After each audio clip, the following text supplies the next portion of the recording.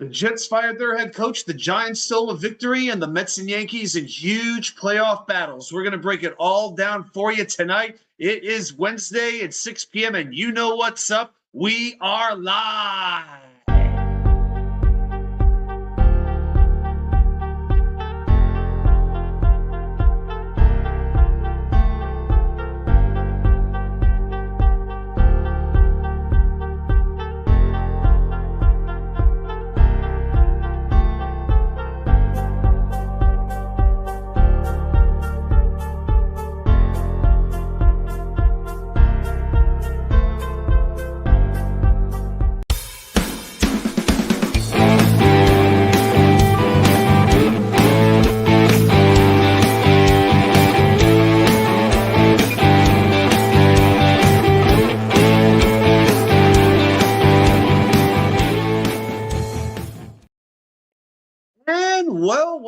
Welcome everybody to New York Sports WickerMedia. I'm Watch2K99. Thank you as always for taking the time to join me for the Wednesday Night Live extravaganza. And this is a first. This is the first time I'm doing a live show in the middle of a playoff game. As I watch this, usually I sit at my island kitchen table, which my apartment so graciously gave to me when I moved in. That was pretty fantastic. But now I'm just sitting on the couch, the old couch where I used to do all the old shows way back in the day when I first started coming on with Green Bean, because I got to live track what's going on here in Mets Phillies. Now, of course, it'll still be primarily Jets content, but anything big does happen in the Mets game, you can't expect me to not say something because I'm nuts with this stuff, right? As the Mets try to close out this series and advance to the National League Championship Series. As of right now, it is the top of the third, no score, 2 outs. Mets have left the bases loaded, stranded twice. 6 men left on base in 2 innings. All right, so we'll get into a whole bunch of Jets stuff because we know there's a lot to talk about. But first, let's talk about what's on my mind with a little bit of what we like to call 3 and out. Number 1, the New York Giants. I cannot believe they won that game in Seattle and won it by 9 points. No Malik Neighbors. No Devin Singletary. Isaiah Simmons, hey, he sealed the win, jumping over the line of scrimmage and blocking a potential game-tying field goal. He's always been a great athlete. Didn't work out in Arizona. Giants took a flyer on him, and in limited role, it seems to be working out. And Bryce Ford Wheaton, remember talking about him during the draft years ago, returned the ball 60 yards for a touchdown with under a minute to go. The secondary, see, that was the thing with the Giants. I thought their secondary was going to be horrific all year. But this time they had actually a very good game. Deonte Banks forced a DK Metcalf fumble, held him to 2 catches on 5 targets, 24 yards through the first 3 quarters. Give credit to the Giants for this as well. Time of possession, 37 minutes and 22 seconds. The Seahawks defense could not get off the field. Next week, the Giants host Cincinnati. And I'll tell you what, that Burrow offense is humming again. Can the secondary, it was one thing to stop Geno Smith and those wide receivers. Now you got to stop Joe Burrow, Jamar Chase, T. Higgins, Andre Asavas. I just like to try to say his name. Now it is a 1-4 Bengals team, so I think that one is going to be sort of one of those interconference games. It's going to be very quietly enjoyable to watch. Quick hello to Harlan Abraham. Yeah, Jones did have a good game. He'll have a good game here and there, but can he put it together for multiple weeks in a row? And that Cincy defense, not so good. He should have time to throw. Tony Alexio, a wonderful day after in Jetsville. Yep, he's happy to get rid of Robert Saleh for sure. Oh, yeah, we'll have some time to talk about that. Yeah, the Giants will definitely have their hands full against Cincinnati. I expect a whole lot of offense. There's a couple games this week that look like absolute shootouts. This one, Dallas, Detroit, that's another one where I don't think you'll see a ton of defense as well. But I want to spend a minute on the Yankees. They will be playing game 3 of their series against the Royals in about an hour from now. Now, Carlos Rodon. All right, it's a 1-1 series. Carlos Rodon, I've never been a fan of his. He couldn't get you out of the 4th inning despite all the money he makes. Salvador Perez, hey, if you're a New York baseball fan, you know what he's capable of. He's one of the best catchers of the last 10 years. That home run to lead off the 4th just sent Rodon on a downward spiral. The Royals moved Maikel Garcia to lead off, responds with 4 hits. but the Stars are really struggling in this series. Juan Soto goes hitless in game 2, even though he had a good game 1. Bobby Witt has not had a hit in 10 at-bats for Kansas City. Aaron Judge, 1 for 7, 4 strikeouts. And I got to say this about the Yankees. Austin Wells, who they have been batting cleanup, is 4 for his last 48 with 13 strikeouts, no home runs in the last 15 games. This lineup needs a fresh coat of paint. So now it's old Mets, Seth Lugo on the mound for the Royals, Clark Schmidt for the Yankees. And I'll say this, if the Yankees drop game 3, you got to come back with Garrett Cole in game 4. One other thing about the Yankees I want to say, Jazz Chisholm, this idiot, very talented player, but this guy's just got rocks in his head. After the game, he's saying to the press that the Royals got lucky to win that game. Are you serious? I know you played down there in Miami where nobody cares about the Marlins. You know, they actually tape off. For those who don't know, they tarp off the entire upper deck for all the Marlins games, just like they used to do in Oakland. Okay, so only half the stadium is even available to go to. But now you're in New York where there's more media members than there are fans in Miami. I know he's talented. I just get bad vibes from him that he is just, I'm sorry, he is not street smart. He is not New York smart at all. I was going to give you a third topic, but you know what? I think that's going to be Mets Phillies as the game goes on. So you know what, guys? Let's get out of there right now. We're going to do a little bit of a recap here. It's going to hurt. It's going to hurt quite a bit. Just looking at that picture hurts. Oh, my God. See a few people are in the chat. If you'd like to say hello, feel free to just leave a comment in there. Definitely hit that thumbs up so we can get the word about the channel out. Tony wants to remove Hackett and Carter and improve the offense. I get it, man. I get it.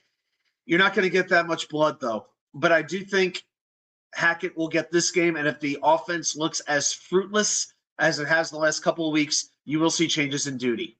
You can leave Hackett in the building. Let him get the ayahuasca for Aaron Rodgers. I'm fine with that. Okay? Keith Carter, yes, I would have no issue with him going because it's not about the talent with these offensive linemen. We're going to get to all of that in a little bit, but it's not about the talent. More on that later.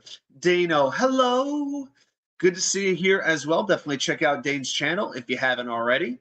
Always glad when he stops by. So just to talk about this game for a few minutes. Sunday morning, where were my priorities? You know, I skipped church, which I should have used to get me ready. I missed out on going to the gym.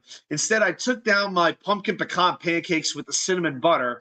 I had a couple sausage patties. I made sure to eat those before the game started because I couldn't deal with indigestion watching the Jets play. And sure enough, another pathetic start by the Jets. The offense couldn't do anything right. Now, I want to say something about the offensive line here because they've been under fire by a lot of people. But the pass blocking has really not been as bad, I don't think, as some people would imagine. If you look at pass blocking win rate among guards in the NFL, both Elijah Vera Tucker and John Simpson are top 5 in the NFL. They are pass blocking pretty well. Tyron Smith's been beat a few times. Olu Fashanu still figuring a few things out. He's a rookie. You can give him a little bit of grace. Okay. Yes, same for you. I actually got 5 miles in today, ran 5 miles and walked another mile on an incline. I wanted to go a little bit further on the treadmill, but it didn't go so well. So tomorrow I'm going to hit the elliptical pretty hard. Yeah, just had like 3 pancakes and they were fantastic. I may have to turn in my man card, but I will make a confession. It was turkey sausage, not pancakes. That way not the pork sausage. That way I didn't have to feel quite so guilty. All right. So ABT and Simpson are in the top 5 in pass blocking among guards. The tackles have had more issues. And if you look at pass blocking efficiency, okay, the Jets are ranked 7th in the NFL in pass blocking efficiency. So it has not been as bad as it might seem. I know he's dealt with the game against Denver was an absolute disaster as Jose Iglesias strikes out again. I think it's about time to move Iglesias out of the 5 hole. You can keep playing him. But his hitting, I know he had a big hit last night, but he has not looked all that good as of late. Boy, oh boy. But here lies the problem. This offensive line cannot run block if there was no defense on the other side of them. They have the worst blocking tight ends in the game. Now, Ty Conklin, I didn't expect much from him in terms of blocking, but he helps you in the passing game. You can deal with that. But I expected a lot more from Jeremy Rucker, a lot more. Now, maybe, just maybe, if they used him in that H-back role, that fullback role they used to use him in last year, where he was really, really good, maybe he'd be a little bit better. But inline blocking, he has not been good. But Nathaniel Hackett has not figured out that it might be a good idea to use your players in situations where they're most likely to succeed. It seems kind of obvious to me, and I'll be honest with you, I've never played organized football, let alone coached it. But come on. As J.D. Martinez grounds into a double play. Hey, at least the Mets didn't leave anybody on that inning. Go to the top of the fourth, no score in game 4. And Brendan Bates, oh my God. Did you see that video of him attempting to run block? This guy couldn't block a turtle that was walking through molasses, going uphill, both ways. Man, I can't believe this. We're thinking about when's Morgan Moses coming back? When's C.J. Mosley coming back? When's Lucky Fotu coming back? I want Kenny Yeboah back. I know he's still on IR, but at least he tweeted this week that he was on his way back pretty soon. We'll get an injury report tomorrow from Jeff Ulbrich. But, man, Yeboah might be the best blocking tight end we have. Zach Kuntz, could he be any worse than this? I know they leave him on the practice squad, but could he be worse? Against the Vikings, 14 rushes, 36 rushing yards. For the season, Brees, 2.6 yards per run. Braylon, same thing, 2.6 yards per run there also. If you look at the percentage of runs for 0 or negative yards, that has happened 23% of the time the Jets have run the ball. Almost a quarter of the time. It's 0 or minus yards on a run. That's 27th in the league. Yards before contact per rush, 0.44. Dead freaking last. And that comes down to the blocking. I'm not worried about Breece Hall. I'm worried about the offensive line and the tight ends. The run game coordinator, Keith Carter. What are we doing all week? What are we doing, Keith? My God, I'm ready to bring back Nick Bawden to play fullback, sign him back off the Houston practice squad. Play Anthony Ferkser at tight end. Can he be worse? Kenny Yeboah on one leg. Trevon Wesco's a free agent. Can he still play in the NFL? These guys stink right now, these tight ends especially. And again, we've seen it with the blocking schemes way too often. It's not about losing a rep one-on-one. It's not knowing who the hell you're blocking. That's on the coaches, not these players.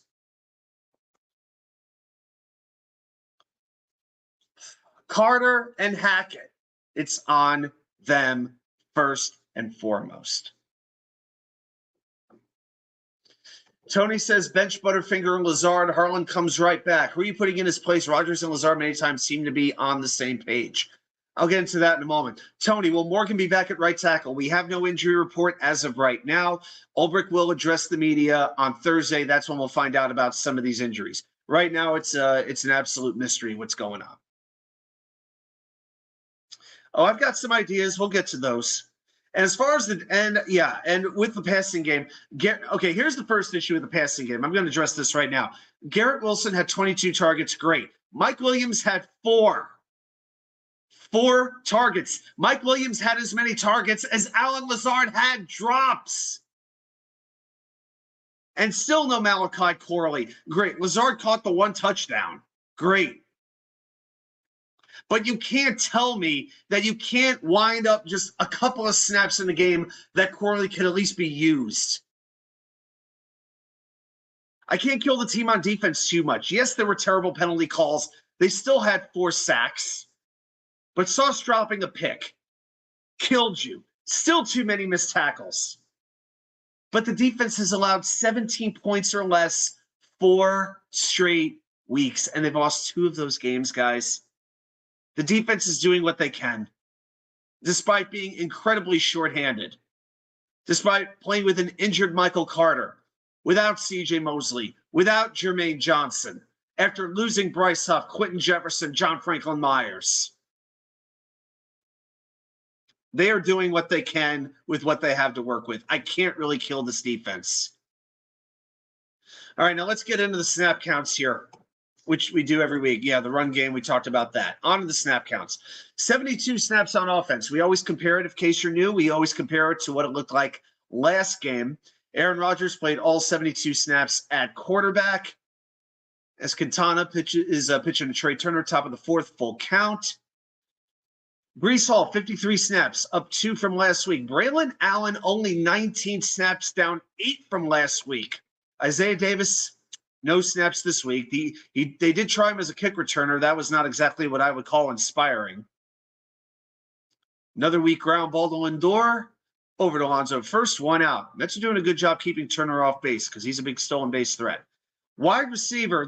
Tony, this is going to make you go nuts. Lazard played all 72 snaps. Garrett played 69. 3 snaps Garrett Wilson made, but you had to make sure to leave Alan Lazard on the field for the whole game. Mike Williams, 51 snaps, up 8. That's a good sign. Xavier Gibson, only 2 snaps, down 12 from last week. Xavier Gibson is being phased out. Irv Charles played a snap. No Solomon Thomas fullback packages at all this week. And Malachi Corley remains at 0. Tyler Conklin, 59 snaps, down 9 at tight end. Jeremy Ruckert, same 24 snaps as last week. Brendan Bates went up 9 snaps to 10. I got a good feeling that number is going to drop significantly this Monday night.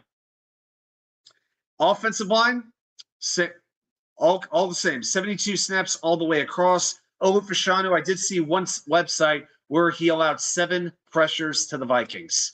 This was sort of his welcome to the NFL kid game.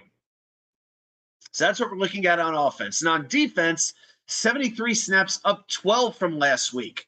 Quinn Williams, a team high 53 snaps on the defensive line, up 3 from last week. Javon Kinlaw played a lot of the game, 45 snaps, up 15 from last week.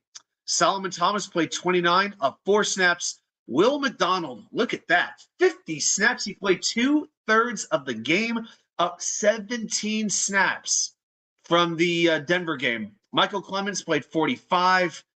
I thought Clemens played a decent game, but playing about almost 2/3, that's just too much. Takk McKinley played 17 snaps, up 3.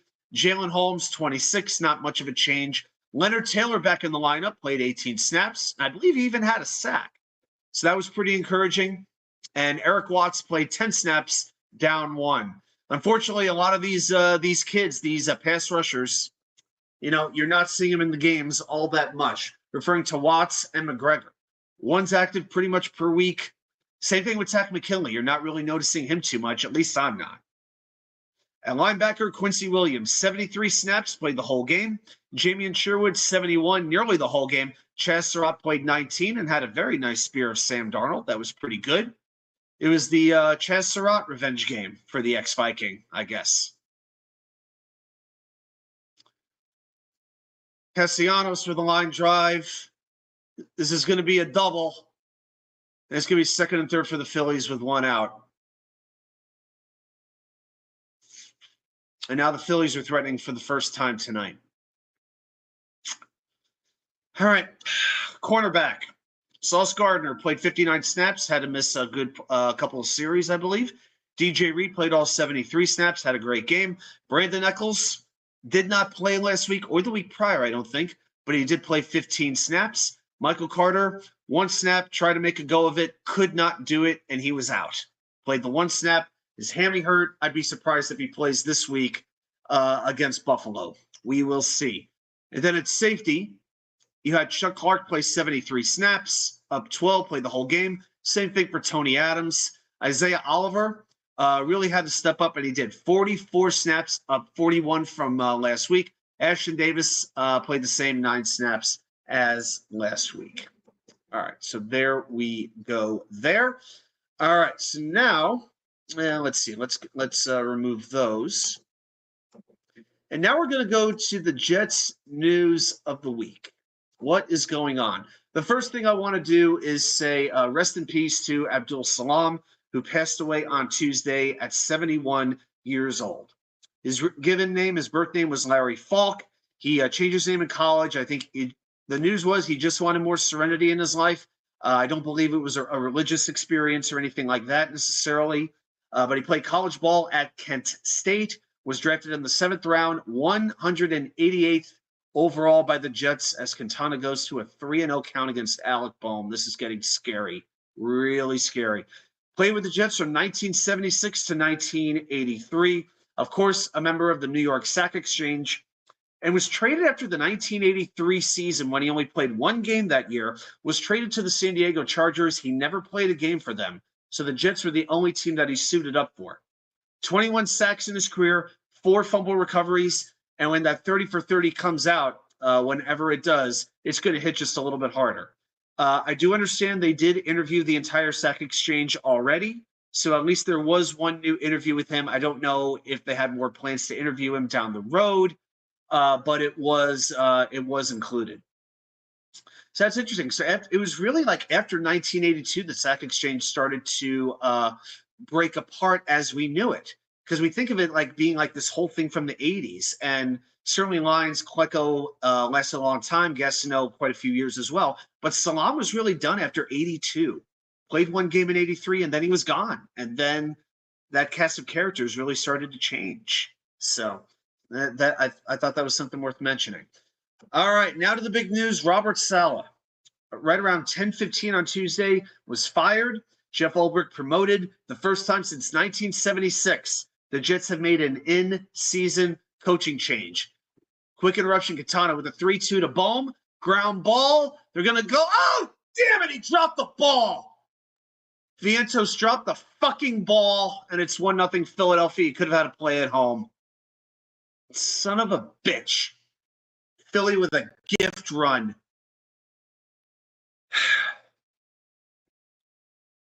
So when the coaching change happened, I was good with it. I don't believe in taking somebody from outside of the organization in the middle of the season, bringing them in.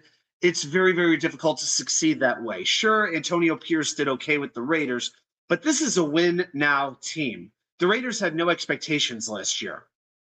You know, the last head coach to be fired 5 games into a regular season was 2022 when the Panthers fired Matt Rule. And it's amazing. What was it going to? It was going to be Matt Rule, or I think it was going to be Gase or Rule, one of the two. I think that was the rumor at the time. Either one was an epic failure. What I don't get, though, is making the move right as Robert Saleh is about to change some roles around, if you actually believe that rumor. I mean, if he was going to demote Nate Hackett, take some of the play calling away, then, you know, I just don't understand what the logic was at that time. I really don't.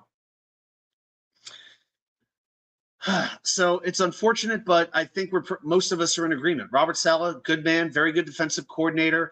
Just too many times the same problems persisted. Lack of discipline, slow starts. The penalties were just ridiculous. Actually, just saw my article. And that was just it. That was just it. So it's unfortunate he never got a real chance with a competent quarterback, but I don't know. The fact that Woody is making that decision, said he talked to Joe Douglas, but it was his decision alone. I don't know why he's even talking with Joe. If it was a Woody's decision alone. You know, I tried to downplay a lot of times that Woody was a meddler. Well, he sure meddled this time. But again, it was a coach that I didn't have confidence in anymore myself. And I don't think most of the players did either. They didn't expect it to come, but Quincy Williams' comment about accountability, the lack of accountability, what else do you really need to know about where this team was? What do we really need to know? Looks like a pop out to shallow right field by Real Muto. Real Muto's been horrible this series. That's a big second out. Runner stranded, so first and third, 2 outs for Philadelphia, top of the 4th. They're up 1-0. All right. So as far as Davante Adams goes, do I still have that right? Yeah. Let's include Davante Adams here with the injury update. Why don't we do that? So he isn't playing again this week because of a hamstring injury. I gotta wonder if that's a real injury at this point. You know, the trade deadline isn't until November 5th. Okay, he hasn't played really the last 2 weeks. He's already been declared out. I wonder if the Raiders are holding him out just so the trade value isn't ruined. Because if he gets hurt, Trade is out the door. Out the door. But I will. Let's see, Dano with a quick question. Would you say the Mets are a lot like the Jets in that they can't get the offense going until they need to? A lot of times that's the case. It wasn't the case yesterday. They did get out to the lead, but especially during the regular season, many, many times they'd be quiet for 6 or 7 innings, and then they'd unload. The problem I have is in the first 2 innings, they wasted the bases loaded 2 straight times. That's not something you're used to seeing. Typically, they've been getting those hits the last 2 weeks or so. That is my worry in this game. Now, the Phillies are going to be going to the bullpen in probably the bottom of the 4th, I would imagine. All right, and everybody's rested. Wheeler, he's not going to be pitching this game. I'm 99% sure. Rob Thompson said in case of emergency, but Christopher Sanchez could. Ball was a high fly ball to center field. Nimmo going, or that's Taylor going back. All right, he makes the catch. All right, side retired. 1-0 going to the bottom of the 4th. Mets should be up in this game, but it's not the case. Yeah. All right. All right, so let's talk the injuries. Right now, it's really more question marks than anything, guys. The first injury report will come out on Thursday. Aaron Rodgers, low ankle sprain. He will play. Michael Carter hurt his hammy in warmups. Hey, Michael, you might want to stretch a little bit before the game. C.J. Mosley, Lecky Fotu. We have no idea at this point. Kenny Yeboah, I mentioned him. Jets could use some help at tight end, especially on blocking. Yeboah, he can't be any worse than what we have right now. Jets could use him. All right. So we'll see what winds up happening. I think we'll have a lot more news come Thursday. Okay, so let's go around the AFC East here. And I'm going to go a little bit out of order. Well, I'm going to start with the Miami Dolphins. Congratulations. They beat the lovely New England Patriots on Sunday. So Devon Achane was ruled out in the first half with a concussion. And who comes in at running back? Guys, we talked about him all spring, Jalen Wright. And he leads the Dolphins with 86 yards on 13 carries, had a strong training camp, had a good preseason. This wasn't exactly surprising, but this was his breakout game. Miami finished with a season-high 193 rushing yards. By the way, the Dolphins have a league-leading 11 special teams penalties this year. They find ways to beat themselves. This coming week, though, they have a bye. As far as New England goes, hello, rock bottom. They were penalized 12 times for 104 yards. Terrible clock management at the end of the first half. For those who didn't see this game, let me tell you what the Patriots did. Show you where Alex Van Pelt is right now as an offensive coordinator. Patriots have the ball on their own 5-yard line with 1:43 to go, and Ramondre Stevenson had run 8 yards on first down. Okay, so instead of working down the clock or forcing the Dolphins to use their timeouts, what do the Patriots do? They throw the ball. Keep in mind they have no wide receivers, and their quarterback is mediocre at best. They decide to throw the ball and move it down the field. It was so bad, I thought they hired Hackett as their offensive coordinator. And they go on to lose the game. This allowed Miami pretty much to take the ball back, and I think they kicked the field goal in that spot. And then Jabril Peppers, and then it gets worse off the field. Jabril Peppers, arrested on Saturday. Charges include assault, battery, strangulation, and possession of cocaine. And this guy just got 3 years, $30 million this offseason. Maybe Belichick was the only thing that wasn't keeping them from collapsing completely. I know he's the biggest a-hole on earth, pretty much. But all these people who said Brady made Belichick, they're not looking too smart right now because the Patriots have fallen off huge. They didn't used to get in trouble like this. Now they are. So what do? They're turning to Drake May on Sunday for an ounce of hope. Next week, Houston at home on Sunday, 1 p.m. This ought to be fun. Johnny boy, I know. What's up, my man? Good to see you. Yeah. Hey, they've been capitalizing. Not tonight. Suarez in for the bottom of the 4th inning, Starling Marte up. Let's go back to Buffalo because that's who the Jets are playing. So this is going to sort of transition into our game preview. But a quick recap of what they did against Houston. It was the Bills' second straight defeat. The Bills' third down defense was horrible. They allowed Houston to go 8 of 16 on third down and 5 of 9 on third and long. Josh Allen, that MVP talk, not now. He finished the game 9 of 30, 131 yards, 1 touchdown, 1 sack taken. There were miscommunications with receivers. There were a lot of drops, including the final drive when they couldn't advance the ball. They couldn't burn clock. The Bills' offense is a mess right now. Even with the great Josh Allen at quarterback, it's not working. So let's preview this game. This is going to be our initial game preview. Of course, I'll have my game preview video out probably by Saturday. I'm going to put it out at that time. So let's talk a little DVOA. We break this down every week. First of all, the Jets. So overall, they are 22nd, down 2 spots from last week when they were 20th. Offense, they were 23rd, down 1 spot from last week. Defense rising a little bit, up 3 spots to number 11. Special teams up 2 spots to 22nd. Not all that good. Tony Alexio, I hope Woody is sharpening the axe for Hackett. Again, I don't think Hackett is getting fired right away. Certainly not this week. Ulbrich said himself he doesn't expect role changes right away. In other words, you get the Buffalo game, show me that you don't suck as much as you have as of late.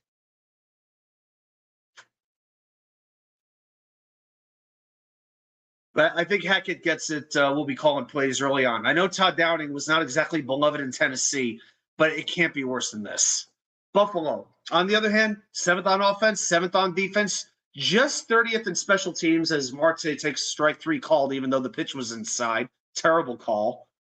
Overall, they are 5th, up 1 from last week. So they have a very, very high ranking overall.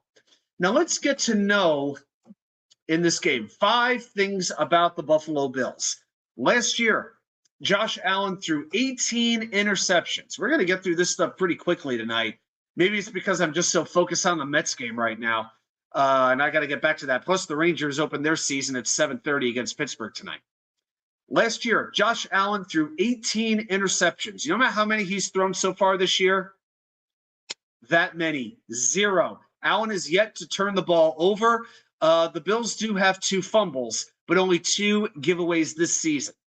And that takes us to number 2. The Bills have a league-high +7 turnover differential. They're tied with Green Bay. They protect the football.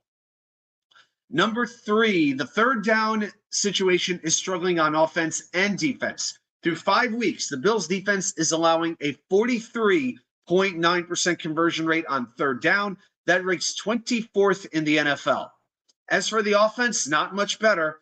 They are converting just 32% of their third downs. That's 25th overall as the Mets go down haplessly 1-2-3 in the 4th inning. Mets out hitting the Phillies 4-1 and losing the game 1-0. Still a long way to go. I just got a weird feeling they're going into one of their very, very long funks. All right, number 4 thing to know about the Bills. This is the 4th primetime game the Bills have played already, the most of any team so far, and they have no more primetime games this year until week 13 when they play San Francisco. And number 5, I want to get into this a little bit. I want to break this one down. There has been talk of a little bit of dissension between the players and the coaches. Now let's talk. We talked about just complete inadequacy at the end of the half by New England. Let's talk about what Buffalo did against Houston. Buffalo got the ball back at their own 3-yard line with about 30 seconds left on the clock and no timeouts. Rather than running the ball and forcing Houston to use one or several of their 3 remaining timeouts, Buffalo decides to throw the ball as well. They throw 3 incomplete passes. That series removed just 16 seconds off the clock before Sam Martin had to pump the ball from inside his own end zone. Quick hello to Mo Dean. I'm glad you're here. He's feeling very positive about the Mets. Nice. The great Hank G is here too. Hank, how you doing, man? All right, so then Sam Martin has to punt from the end zone. And then Robert Woods returns the punt past midfield before C.J. Stroud and the Texans offense picks up a few extra yards, allowing Fairbairn to win the game for Houston with a 59-yard field goal as time expired. Wow, a game-winning field goal that actually goes through. What a concept. But it doesn't end there. So Ryan O'Halloran, he's a reporter for the Buffalo News, pretty respected reporter in Buffalo. He tweeted out a quote that was sent to him by a Bills veteran player, an anonymous Bills veteran, following the loss. And this pretty much encapsulates the team's locker room following the game. Here's what he said. I hope the coaches learn from it. And O'Halloran is not perceived as the guy to fabricate a quote or exaggerate or to try to get clickbait. So there is some frustration between the players and the coaches right now. That's important to know. And I'll give you a couple other notes to take down here about Buffalo. A couple of injury notes. They did have a practice today. James Cook, their star running back, did not practice. Now this year, Cook has 4 touchdowns. He's averaging 4.4 yards per carry and 5.3 yards per touch. So if they lose Cook, that's going to hurt him. Then you're down to Ray Davis, the 24-year-old rookie, and our old buddy Ty Johnson, who always seems to kill us, just 1 play per game. Also missing practice, Curtis Samuel, foot injury of wide receiver. Khalil Shakir, the most targeted wide receiver who missed last week's game with an ankle injury. He didn't practice today either. On defense, Ed Oliver, good run-stuffing defensive lineman. He was out with a hamstring injury. And then you had a couple players in non-contact jerseys. Wide receiver Matt Collin, linebacker Terrell Bernard, who had a very good game last week. He was back in a non-contact jersey today. And slot cornerback Teron Johnson was a forearm injury, and I don't think he's even played since week 1. Now, the extra day might help some of those players play, but no, the Bills are literally limping into this game Monday night. So both teams are on shaky ground. The question is, who stumbles first on Monday? That is the question. Quintana now pitching to Weston Wilson, the number 8 hitter. Quintana's at 74 pitches, 1-2 count, nobody out. Sweet water for the working man and woman, of course. All right, guys. So I'll tell you what we're gonna do is Harry P. Cool stops by. How you doing, Harry? Well, we did a whole bunch of Jets content just now. Also watching the little bit of the Mets Phillies as well. So I appreciate you stopping by. And now we go to a full count. Yeah, I don't think Quintana's going to make it out of the 5th inning. I thought he was going to go 6 innings. Yeah, I was hoping for 6. I don't know if he's getting out past 5. I don't think they're going to want him to go back through the order again. We'll see what happens here. The 3-2 pitch. That pitch was high. It's hit hard line drive to center field, but right at Taylor. Went away. Okay. Oh, actually, guys, I want to give you one more stat here on the Bills. See how many of you see it. I didn't know this until today, but I thought this was pretty interesting. Their run defense is really struggling. Now, I think typically we think about the Bills defense, we think a good, tough, physical defense that's usually towards like the top 5 to top 10 in the NFL. Well, keep in mind, they've lost a lot of players, whether injury or whether they left the team. Jerry Hughes in the last couple of years, Jerry Hughes, Matt Milano, Von Miller, Tremaine Edmonds, Teron Johnson's been hurt. Micah Hyde, Jordan Poyer, Trey White. All these guys have been missing games or they're gone, and it has changed things. You know, I'll give you. Here's the category I'm going to give you: yards allowed per rush. Did you know the Bills are last in the NFL in yards per rush allowed? 5.2 yards per rush. And we've talked about already on the show where the Jets running game has been. We know where it has been. It's like they're almost trying to go backwards.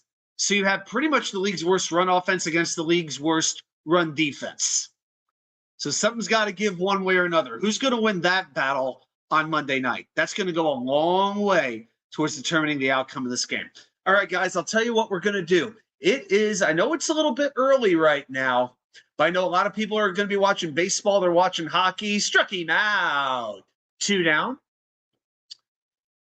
That's 2 outs. Brandon Marsh has got to cut his hair and trim his beard. He just, no. He looks like a homeless guy, for crying out loud. Yankee stream since you're a New York sports show. The great Nick Shine joining here, channel member. Well, they start in 20 minutes, and hey, we could do a live stream during the Yankee game. No, hey, the Rangers start at 7:30, so that's what I'll probably be watching along with the Mets as Schwarber gets hit by Quintana. By the way, if you have any hockey fans here, I just uploaded a video a few minutes ago before we went on about Igor Shesterkin and his contract drama. So if you're a Rangers fan or a hockey fan, check that out. Rob V is here. Yeah, Rob V. I'm live every 6 p.m. Wednesday. Turn on that notification bell so that you know when I'm coming on here. But I'm very glad that you are here. All right. So, guys, I'll tell you what we're going to do. We've got a pretty big turnout in the chat right now. So, I think it is pretty much that time where we do that tradition. You know what happens. We bust open the books, pull up the website, open up the encyclopedia. I go through the microfiche, the microfilm, I look at through the microscope, and I challenge you, the most loyal fans of the most loyal fan base in all of the NFL. Just how much do you know about your New York football Jets? So if you are ready, let's play Jets Trivia.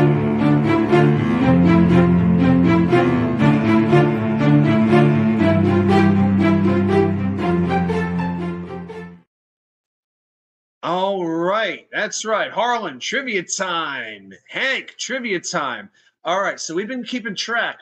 Yeah, we got some folks who haven't been here for the trivia in a little bit, so to let you know, I am keeping track for the regular season on how we're doing, how many the chat has got right, how many they've gotten wrong, and so far the chat is 3 up and 2 down. So will they take a stranglehold on that winning record, or will you go back to 500? Johnny Boy, who is John Hall? That's Nick's answer. 1-2 pitch to Trey Turner, strike him out. Curveball in the dirt. We go to the middle of the bottom of the 5th. Phillies up 1-0 here in Game 4. Mets will have the top of the order, and we'll see if Suarez comes back for the 5th inning or if the Phillies go to the bullpen. All right, so you know what we're going to do. I'm going to give you 5 minutes, and only 5, not 4, not 6. And let's find out how you can do. Now, in the last couple of weeks, I've been asking for multiple answers to the trivia question. I'm not going to do that tonight. I am only going to ask you for one answer. And your question tonight goes like this. Name the only player who played for the Jets and Bills that played college at the University of Pennsylvania. Your time starts now. And as you know, I cannot play music because those YouTube loves to ding me every time I play all the dramatic music. Oh, by the way, as far as Robert Saleh goes, I would just like to send him out my own special way. So Robert Saleh. He gone! He gone! He gone! I thought about playing that like 20 times, one for every win he had as a Jet, but I thought that'd be a little bit too much. So Robert Saleh, we wish you well and the best of your future endeavors. No, you may not Google. That takes away all the fun. You may not look this up. Dano goes with Ryan Spadola. Here's the analogy I'm going to give everybody. Dane is to Ryan Spadola as Tony Alexio is to Chris Strebler. Rob V still scoreless in that game. Yep, Dane's got it 1-0 Philadelphia. Rob V right away with Greg Van Roten. Is it Greg Van Roten? Unbelievable. Greg Van Roten, that's going to get a quadruple ding. My God, that took no time at all. Yeah, it was Greg Van Roten who played at Pennsylvania for both the Jets and the Bills. So Rob V came in tonight, and you know what that means. That's right. We got a winning night for the chat tonight. So you have improved to 4-2. And so next week, we are going to have a Jets Steelers trivia question. I'm going to have to make sure I up the ante again. So, all right, guys. Tell you what, I'm going to stay on for I'll stay on for a little bit. I've pretty much gone through the Jets content, but I'll stay on a little bit for the Mets as well. Yeah, maybe for another inning. Rob V, you know, because he went to Rob. Did you go to the University of Pennsylvania? Is that how you knew that? Yeah, I think it's conspiracy. It's like they knew what the question was going to be, so he so he had to bring out the pen, and it was like written in the stars. No, he just knew. Okay. Well, we got Celebrity Row going on up here at Citi Field. Oh, Doc's there. John McEnroe, Chris Mullen, Bo St. John. Yep. Jerry Seinfeld, of course, is always there. Joe Torre's there with a Brooklyn Dodgers hat. I swear that's Fred Wilpon sitting down. They didn't identify him, but I swear that was Fred Wilpon. I'll tell you guys a story. When I was, Nate's at the Mets game? Oh, good for him. Good for him. When I was working at a Brazilian steakhouse, when I was doing some side jobs just to make a little extra money, because why not? I'm working at this Brazilian steakhouse, and I got a table of like 12, and this guy walks in with a Brooklyn Dodgers hat. and I know it's a Brooklyn Dodgers hat. It's the royal blue, the white, plus in the middle of that B, you've got like that little triangle, that sort of makes it really distinctive. So he's got the Brooklyn Dodgers hat, and I compliment the guy. And I think he was sort of like, I don't want to get into that, but it was. I've noticed that some folks, they wear hats for the look. Okay, that's all I'm gonna say. Some folks wear hats because it goes with the rest of the clothes that they're wearing. I would never be caught dead doing this. Okay, I might wear a Jets hat because I've got like green in my shirt, but I'm not gonna wear like a Green Bay Packers hat or something like that, or I see these guys with an old school Florida Marlins hat, the teal with the black on it. I just want to walk up to them and say, name 3 current Miami Marlins. No freaking way they're going to know. As Lindor with a shot down the left field line for extra bases. And once again, the Mets get the leadoff man on. There we go. All right, let's see. Will they pitch to Vientos or will they bring in the righty?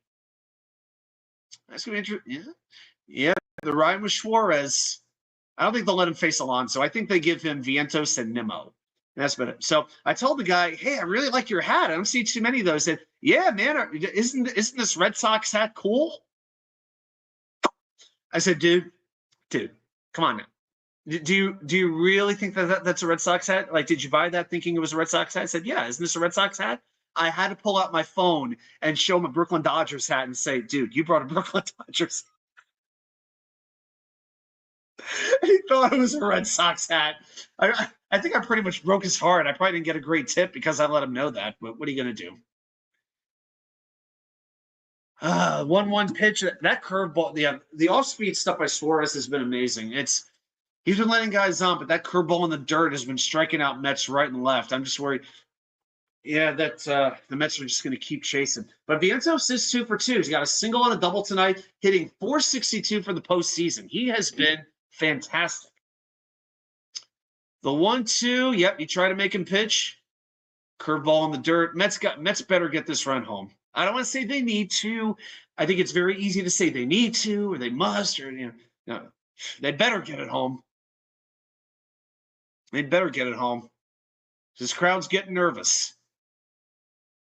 Modine is like he's as positive with the Mets as he is negative with the Jets. It's interesting. Suarez disengages, gets off the mound. I know, Johnny. I know, but we're still right there. Got them right where we want them. And remember, this team comes from behind constantly. Constantly. Harlan has finished here. I will watch Jets chaos. Yeah, as far as the Jet, yeah. Now it's just going to be just random shooting the crap for the next little bit. So yeah, if you want to go, if Jeremy's doing a show, if he's talking Jet stuff, yes, you have my blessing to go. I appreciate it. Johnny boy, that's not a very high standard. Vientos 7 for 8 against lefties, 4 extra base hits. Because Mo is a Pats fan, Rob says. Okay. 3-2. Ground ball fouls it off.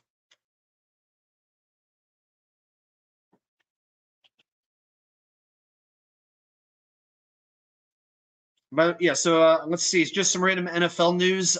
Derek Carr will not be playing for the Saints this week. It will be Spencer Rattler.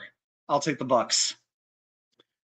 Next pitch, changeup that kind of wound up in the strike zone a little bit over the plate. Vientos fouls it off. Suarez at 90 pitches now. Yeah, you know he's not getting out of the 5th inning.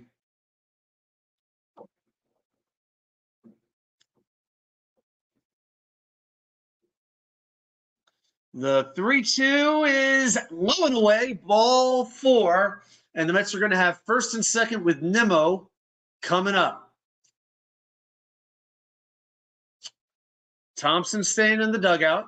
I think it makes sense. You want to give the lefty to Nimmo. And Suarez did retire Nimmo earlier with the bases loaded. So it does make sense. Nimmo 0 for 1 with a walk in the first, 292 average in the postseason, 830 OPS.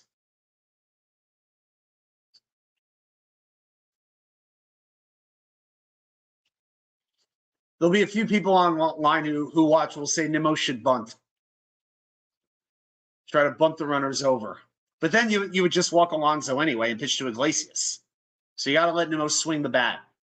First pitch sinker up and in. 1-0.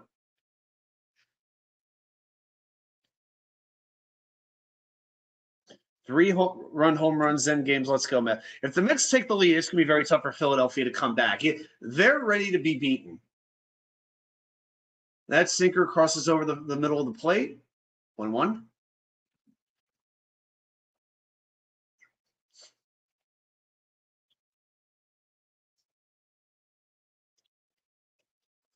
Looks like Samini just dropped his latest podcast, so I'll listen to that a little later. Nimmo fists this one. It's heading towards foul territory. Lands on top of the dugout. Out of play. 1-2 count. Rob V got to score how many outs? Nobody out. Runners on first and second. And you have Lindor at second base, so you have very good speed there. Alonso on deck.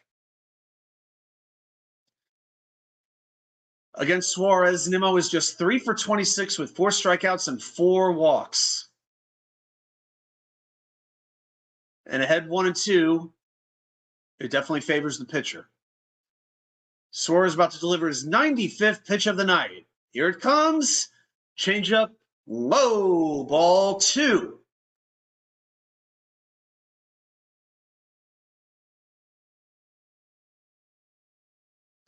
And the Mets, by the way, for those of you who don't know, have not clinched anything at home since the NL East back in 2006.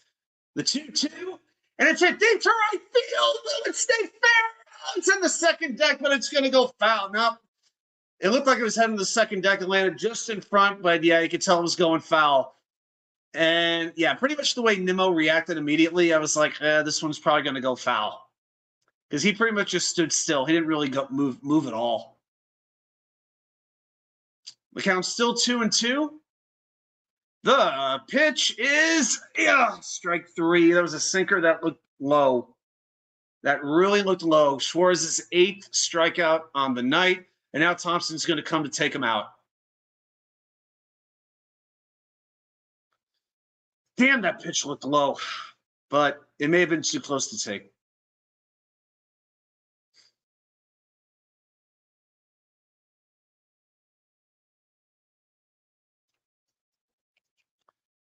All right, so they're in a commercial. By the way, the stuff with Aaron Rodgers with Pat McAfee, I mean, no big deal. It's like he's going to say what he's going to say. I mean, whatever happened. I mean, we already talked a little bit tonight about the whole Saleh situation and, you know, who had the power. I mean, Woody says it was his decision, but he was still consulting with people. It's like he talked with Rodgers, he talked with Joe Douglas, but it was still his decision. So I wonder what the point of talking to them was, unless he said, this is what I'm going to do, like it or not.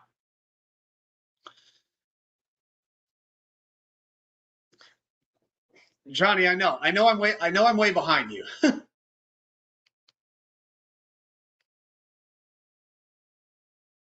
Let me try something. I mean, I could track this on the Game Day app, but it's ahead. But I would see what's going on, but I can't actually watch what's going on. So if that makes sense. All right, so Jeff Hoffman will be coming into the game for Philadelphia. And I'll tell you what, even if the Mets were somehow to not win this game tonight, Philly, they lose postseason series at home. I'm not going to fret over it. I'll be nervous, but by no means is anything going to be over.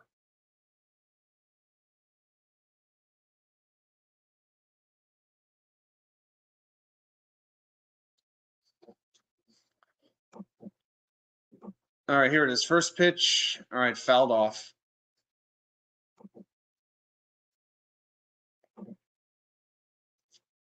I'm just following this through Game Day, so I'm not actually watching. I'm following Game Day because it's about 30, 40 seconds ahead of the of my TV feed. So looks like that was a sinker. Slider fouled away, and they're immediately ahead 0-2. And Iglesias, I'm worried about Iglesias because he has not been good as of late. He had the one hit yesterday, but too often he's chasing the first pitch and grounding out or striking out. Yeah, like right now on my TV, Alonso's just coming to bat. So I'm going to follow this through Game Day. So if the timing's a little bit off, I do apologize. And the pitch outside with a slider, 1-2. clicking back and forth all over again. Yeah, Wheeler's going to be on full rest. And as far as the Mets go, I would think it would be Senga again with Peterson right behind him. Yeah. Like right now on my TV, there's the first pitch. So I'm like 3 pitches behind. It's just, yeah, it's ridiculous. And Alonso has called this timeout with a 1-2 count. Alonso in his career 2 for 13 against Hoffman, but one of those hits was a home run. 1 for 1 tonight, single and a walk. And pitches in there, strike 3 called. Mo, I think we need more negativity from you. Come on. And here comes Iglesias, 0 for 2 with 2 strikeouts.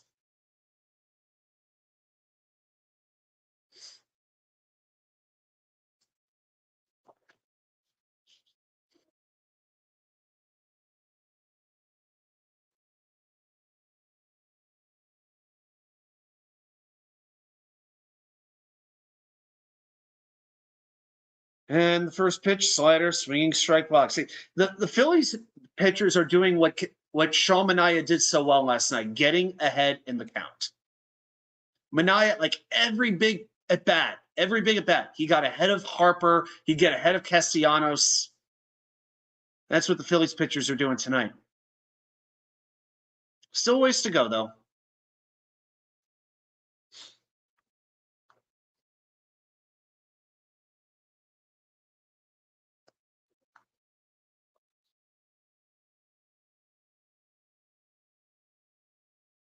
See, right now I'm catching him to Alonso's strikeout. Yeah, that was a great. Yeah, that slider was right there. Yeah, just broke really well.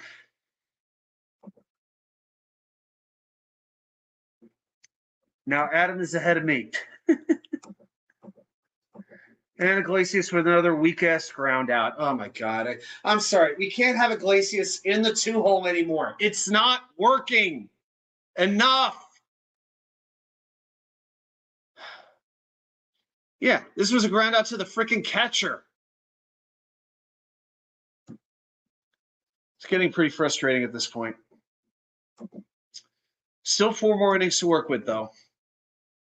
But so far tonight, the Mets have the Mets have left how many on base? The Mets have left 8 on base, and they're 2 for 10 with runners in scoring position. I'm surprised they've actually got 2 hits with runners in scoring position. I'm genuinely stunned. And the Phillies just have the 1 hit. Quintana, 5 hits, 5 innings, 1 hit, 1 unearned run, 2 walks, and 6 strikeouts. There's nothing to complain about there. Offense hasn't come through yet. That's all you can really say. I mean, I got to be honest. This keeps up. I might even play Acuna. I don't know. That might be getting a little bit crazy, but that might be crazy. But Vientos is hitting, Lindor's hitting. Iglesias did have the 1 big hit yesterday. I can't take that away from him. But his at-bats are not looking good. Or at least get Iglesias out of the 5-hole. Maybe move him down in the order. Maybe even put him in the 9-hole. And then you could turn the lineup around, and Lindor, if Iglesias is so good at getting on base, which he has been all season, then you have an opportunity with Lindor to drive him around. And then Vientos right after him. I might consider that. And get Alvarez out of the 9-hole. Yeah, Phillies will have 3, 4, 5 coming up. Quintana's got to face Harper, though, doesn't he? He's got to face Harper. Modine, I agree with you. Yeah, this game is not going to end 1-0. That will not happen. So yeah, I think I would give Harper to Quintana. Castellanos, he did hit that shot. I think he was one. He hit the shot off the wall last time. I don't know if I want him facing Castellanos. How many pitches is? I'm gonna check how many pitches Quintana's up to. He has thrown 86 pitches. It's a bit of a push to get him through this inning. I think you give him Harper, and then you go to the pen if he gets on base. I don't want Castellanos facing a lefty.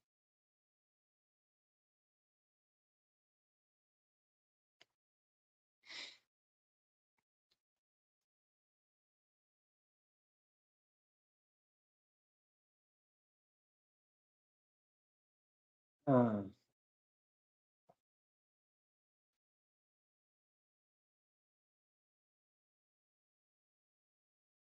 know who I'm actually blaming right now for the Mets losing this game? Evan Roberts. He wasn't at game 1. He was at game 2. He wasn't at game 3, and he's at game 4. Every game in the series, when he goes, the Mets lose. When he doesn't go, they win.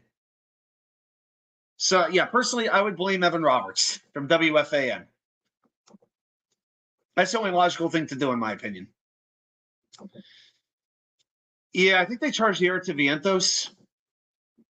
I think is what they. I think is how it worked out. It was a fielder's choice. Yeah, they gave an error to Vientos. It was a walk and a double, so they had second and third, and Vientos could not field it cleanly. But then Quintana got out of the inning, so it could have been a lot worse than it was. All right, Quintana's will be facing Harper. 1-1 count. Yep, he's already on base with the slur. Yep, a double to right field. All right, out. Get him out. That's enough. 90 pitches, out. He did a good job. Out of the game. Enough. 1-0 I can deal with. If it gets to about 3-0, I'm going to be. I will be just about done.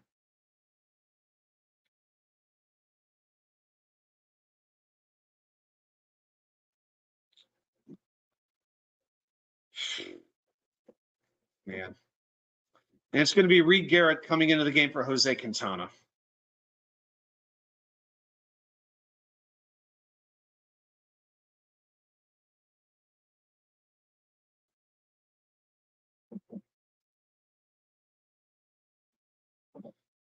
It's a frustrating night so far. Frustrating freaking night.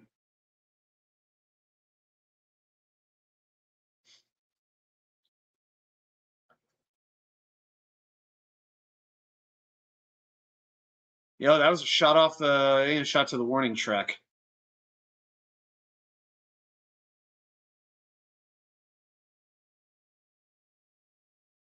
Yeah, and then you get the Monday morning quarterbacks on Twitter. Why are we letting Quintana face Harper 3 times with a fully rested bullpen?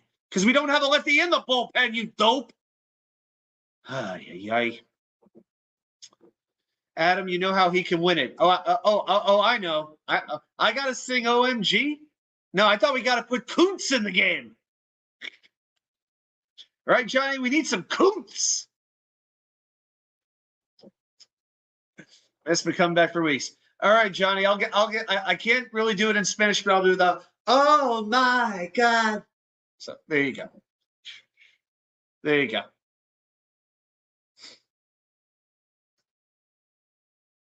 Isn't it amazing? So fickle.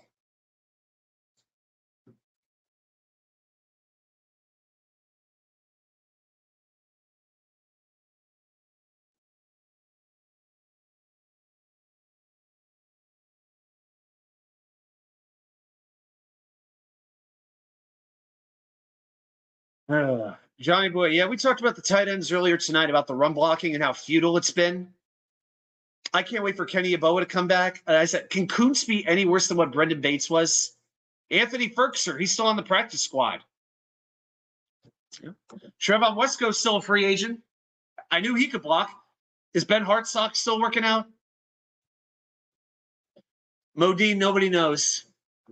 I don't know. I'm unlike you. I'm not that used to going to those types of places. So hey, you do you. Yeah, it's crazy. I mean, Rodgers and Yeboah were throwing to each other. That was looking pretty good. I know it was in training camp, but Yeboah could do some things. He's been hurt. So one of these days, he'll be back soon. I'm looking forward to when that happens. All right, so Reed Garrett's going to pitch to Nick Castellanos. Strike one with a splitter.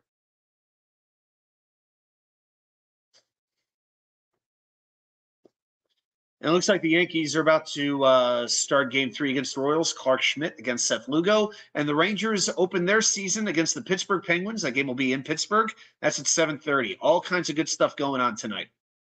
Crazy day for New York sports. And hopefully all your teams will win. I know. Green Beans boy. Yeah, he had him going in the 4th round. I know. 3rd, 4th round. Yeah, he loves all the tight ends. We know that. We know how it goes.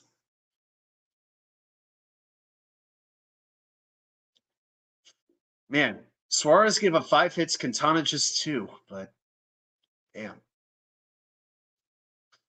It's a pretty nasty splitter. All right, the count the count is now 1-2 to Castellanos. It's been all splitters to this point.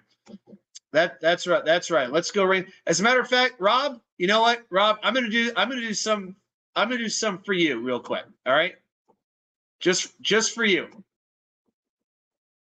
All right, Rob, I got this for you in 3, 2, 1.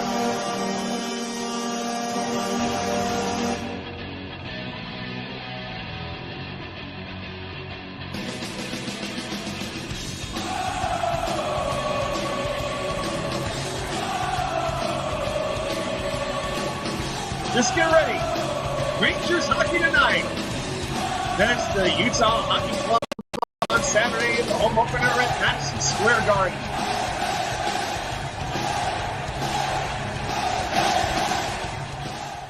All right, enough of that.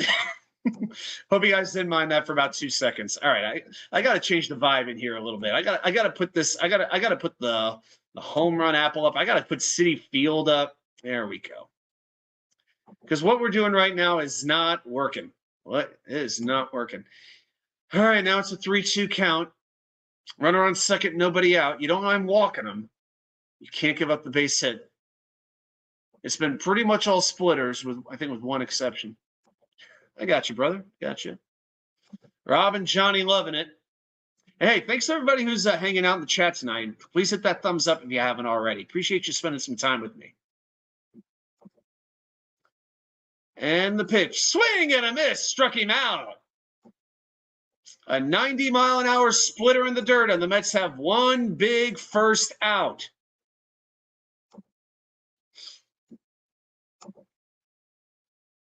And that's going to bring up Alec Bohm, who has been the target of a lot of vitriol by the Philadelphia media, by the fans. Bohm is becoming their whipping boy again for his fielding, for his propensity to swing at the first pitch. Here's the thing, Garrett, I would throw a splitter deliberately outside. Don't put anything in the strike zone because he is in the mood to do some chasing. Make him chase. Because Bohm has not been good at all this series. At the plate or in the field. All right, Garrett getting ready to throw. First pitch. Oh, and there's the strikeout pitch. That was beautiful. First pitch, called strike. Cutter in the lower half of the plate. 0-1. Mets bullpen Mets bullpen doing okay so far. Johnny Boy, was Blood Wars, he means bad, I think you mean Bad Blood in best pay-per-view in a while. If you mean Bad Blood, no.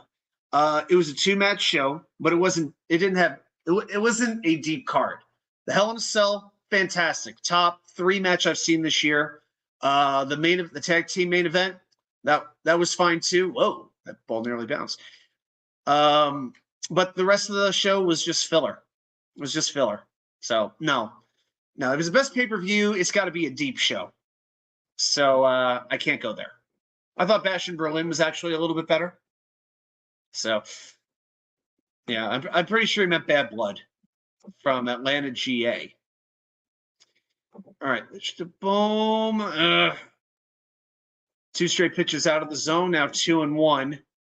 1 out, top of the 6th. 1-0 Phillies on top in Game 4. Yeah. But how many Met fans were acknowledging Sean Manaea as their new tribal chief last night? I know I was. I was acknowledging him since he is of Samoan descent. So Sean Manaea, the tribal chief. Mets got to extend him. He's going to opt out after the season. Mets got to sign him to, I think, a 3-4-year contract. Somewhere between 18 to 20 million a year will probably do it. He made 13.5 this year, so you got to give him a nice bump in pay.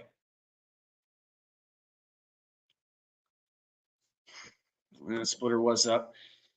3-1 count. And here's a sweeper. Oh, he swung and missed at a pitch. I think that was in the dirt. Ooh.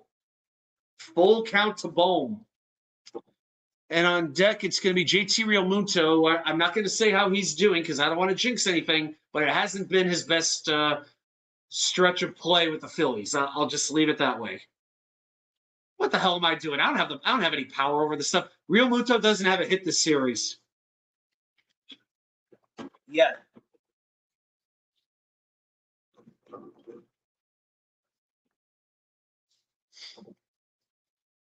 And Bohm walks, so it's first and second, one out.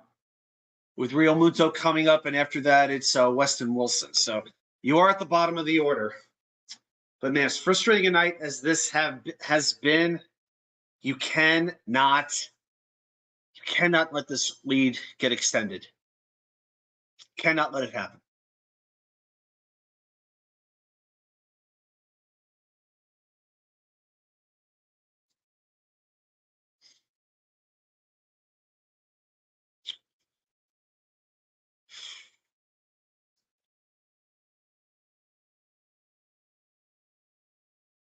The Citi Field crowd is nervous.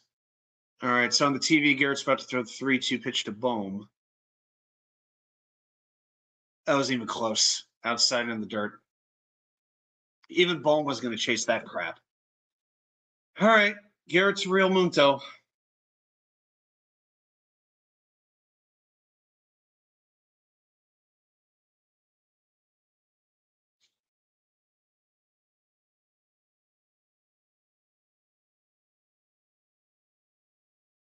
Jeez, grow up.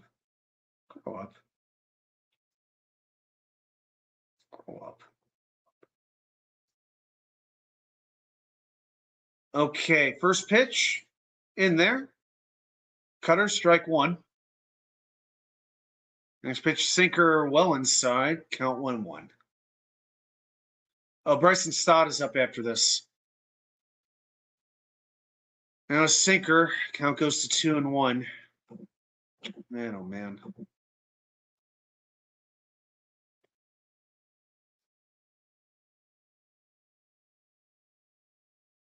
You guys definitely say a prayer. Good thoughts for the state of Florida and everybody in the path of Milton. Just want to mention that.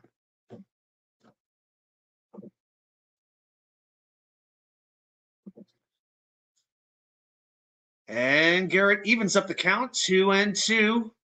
Cutter on the inside corner. You gotta the logic would say he'll go with the sinker, try to induce that ground ball. I hate that the TV is so far behind. And Garrett will step off, take a second to recompose himself.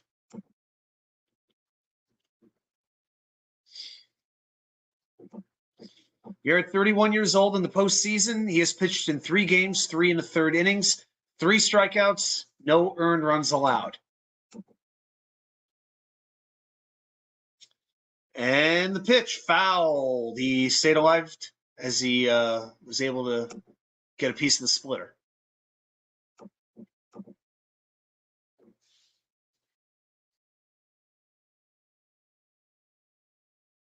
They're showing Quintana on credit again. Great job by Jose Quintana. The Mets starting pitching, you can't say enough good things about it. It's just this team. The Mets have stretches where they will put up 4 or 5 runs in an inning and then not hit for a game, for 2 games. Look at the Milwaukee series. They went 17 innings without scoring a run, but they scored when they had to. From the 2nd inning of Game 2 to the 9th inning of Game 3. This is what happens. You got some strikeout-prone batters.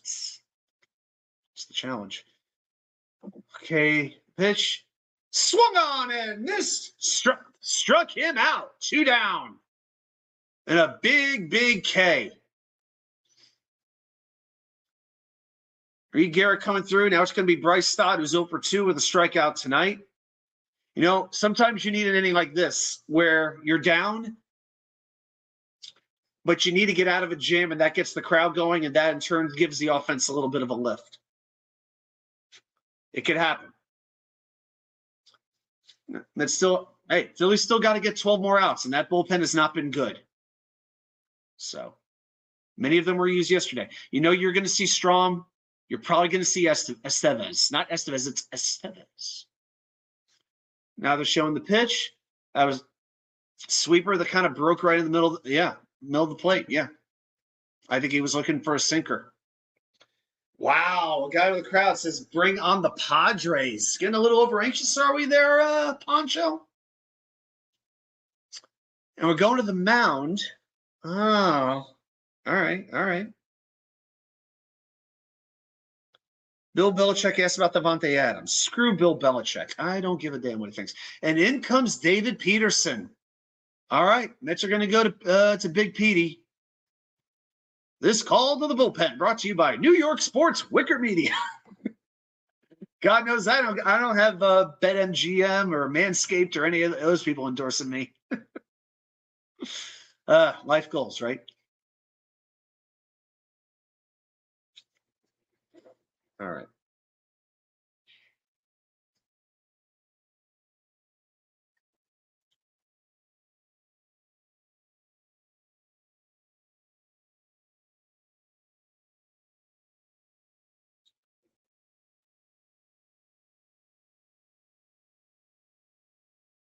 So the one thing about using Peterson now, you wouldn't be able to use him game 5 in all likelihood, especially if you give him like more than an inning or two. But you would have a fully rested Luis Severino to back up Kodai Senga if that's the way they choose to go. And, this time Senga might be able to go 3 innings, 4 innings, and you have Severino right behind him. And he's already pitched in Philly anyway and done very, very well. So, but, that's a pitching not to be at their best, especially if they're facing Zach Wheeler. Yes, we are poverty-stricken channels. Oh boy. Anybody who may just be jumping on, we did our 3 and out. We talked a little bit of Yankees, a little bit of Giants, and we spent a bunch of time on the Jets. Now we're just going to watch a little bit of the Mets game here. And again, if you're a hockey fan, I just uploaded a video about Igor Shesterkin and his contract drama with the New York Rangers. Go check that out. There are also season previews for the Rangers, Devils, and Islanders. Somehow the Rangers video wound up being a lot longer than the Devils and Islanders videos. So what can I do? Yeah, Johnny, but I don't want to ask for hangouts. I don't ask for handouts. I'm not that desperate. It's all appreciated, but, it always feels a little bit awkward.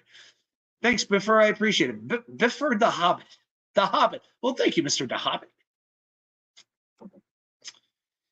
Let's go to win tonight. Knowing back to Philly versus Wheeler, no bueno. I'm going to say it again. Philly has a tendency to choke in those spots, no matter who's on the mound.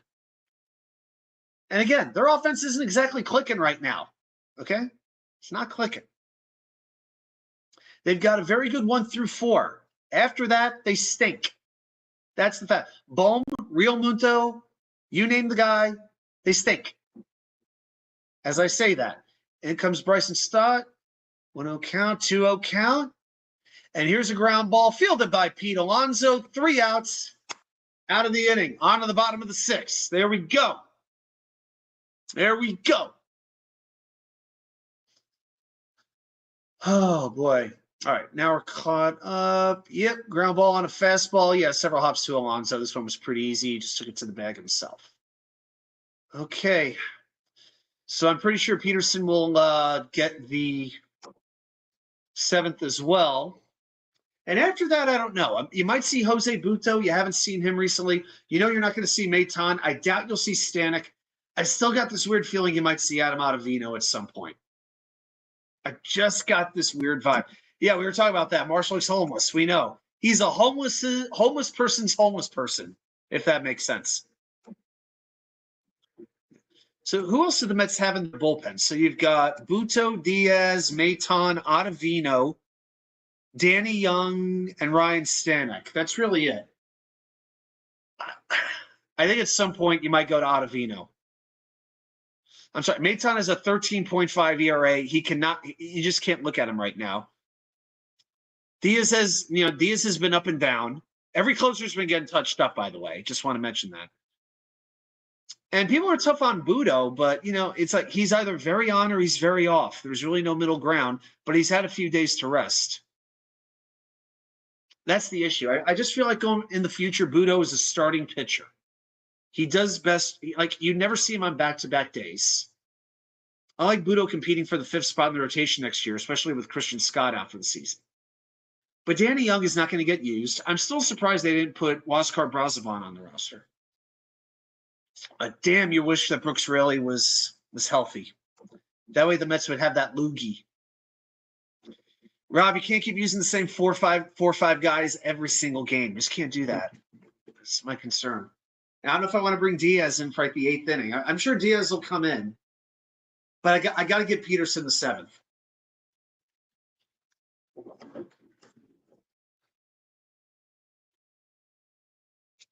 I mean, the hope is like Peterson, then I don't know if they bring Stanek back in unless they had to.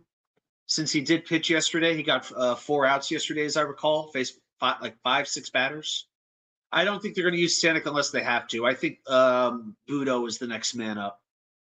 I really do. I think it's Budo Diaz for the 8th and 9th. And again, when was the last time? I got to look this up real quick. When was the last time Adam Ottavino actually pitched? Ottavino last pitched on September 30th against the Braves in the doubleheader. He pitched an inning in each game, had a strikeout, and didn't allow anybody to even reach base.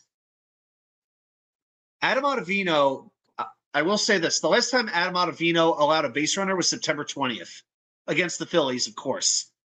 A third of an inning, 2 hits, 3 runs, including a home run. That's the last time he allowed a hit or a run. It was against the Phillies, and it was about 20 days ago. 20 days ago. So just saying, at some point, you might need to use them. I'm not saying I want to. You might need to. All right, back to the game. J.D. Martinez up. Oh. That pitch high, 1-1. Oh, here we go. Ground ball, base hit going into center field.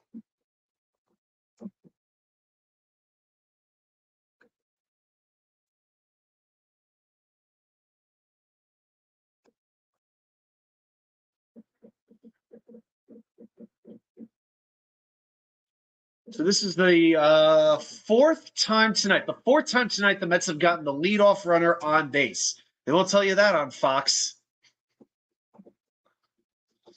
You got some pretty good speed with you don't have very good speed with JD. That's the one thing. You almost wonder if this is a spot where they would consider pinch running. It would not shock me if they did. Rob, I don't know. I'm not saying it's going to work. I'm just saying it may not be the worst idea, especially put it this way, Maton or Ottavino right now, give me Maton. Give me Ottavino. See, I almost said it myself. I know, Rob, got the second on a wild pitch. I know. And now they try a bunt. Interesting. Marte trying to bunt him over, but it didn't work, and the ball goes foul. Here's the pitch. Oh, yeah, that really bounced. Yeah. Interesting call to do that with a 1-1 count because you only had one opportunity at the bunt. But I kind of get it. Next pitch, ball, slider in the dirt. So Hoffman not locating the slider very well. Hoffman very much a sinker slider pitcher, but the slider he's having a little bit of trouble putting that where he wants to. So 2-2 count. After Marte, it's going to be Taylor, who's had a lot of big hits for this team, then Alvarez, who seems to either pound the ball, hit the ball very hard. That almost sounded wrong. Or strikes out. You just feel they could do this. They could do this. They've done it so much. That was a hard bunt, yeah, down the third base line. The pitch fouled. Fought off the slider. May have been a little bit low. We got a 2-2 count to Starling Marte. J.D. Martinez on second. Nobody out. I got to say, pinch running with, say, Winker at this point. Wouldn't mind it. But you need that tying run. I know he's your only left-handed bat on the bench. You could even pinch run with Acuna or Bader if you wanted to. You could do that. Oh, hit by a pitch. And that sets, so you have 2 on. That sets up the force play. Okay, now let's think about this. You got Tyrone Taylor up, followed by Alvarez. Would you try a bunt? I don't know how much Tyrone Taylor has bunted in his career. You've got good speed at first. You have no speed at second. I think if you had a little more speed, I would consider bunting. But again, I don't really know how much Taylor has done that.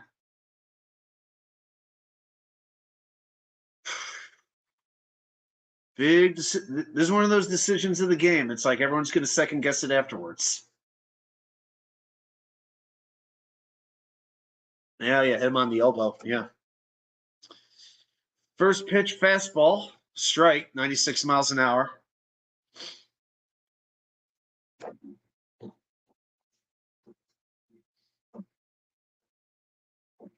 Looks like that was kind of up in the zone, though.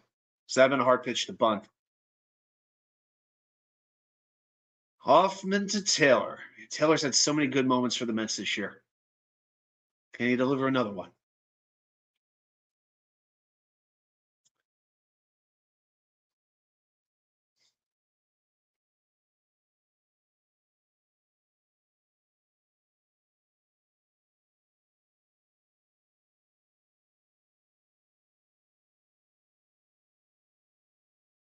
That ground ball was almost fair by Taylor. Oh, wow. That was very, very close. Ball 1, 1-1 count.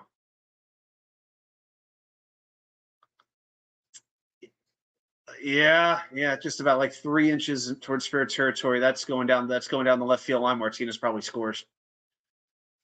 Slider away. 2-1. Yeti! What's up, man? Glad you're here. Yeah, we got through the Jets content about 35 minutes tonight, amazingly enough, because, how much more can you say about Saleh that hasn't already been said? But, of course, we'll have the Jets-Bills preview video coming up, the bold predictions and score predictions. I'll have the predictions for the games, my conference predictions up tomorrow. And, my God, has there ever been a year where picking games is so hard? Wild pitch! Runners move up to second and third. Hoffman's second wild pitch of the inning.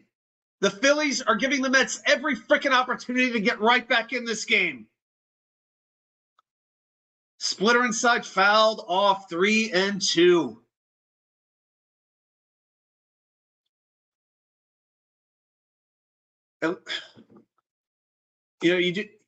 Worst case, you'd have to feel good with Alvarez. They could at least knock a ball deep to the outfield and score the run. If you only had a little more speed than Martinez, again, I would consider pinch running in the spot. I love Mendoza, but, man, you've got to score in the spot. No, you're not bunting here, Yeti. You are not bunting, not with Martinez. He's not fast enough. Man, that was a terrible pitch. 3-2 to Taylor. Runners on second and third. Mets down 1-0 in the sixth.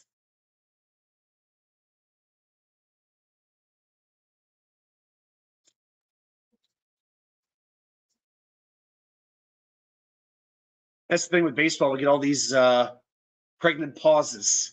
Aren't you glad for the pitch clock? Outside, ball 4. The bases are loaded with nobody out. Here, let's go rally hat here. Here we go. I'm going to go rally hat inside out. Here we go. There we go.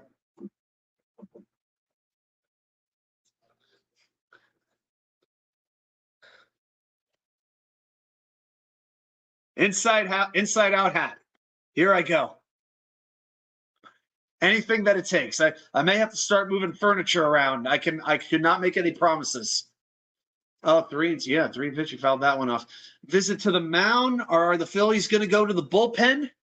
Hoffman at 23 pitches. Now, again, Alvarez, the one drawback of the bases loaded is you now have the double play candidate. And Estevez is in the bullpen warming up. He is their closer. And there's a chance. It looks like they are going to bring him in the 6th inning. Wow.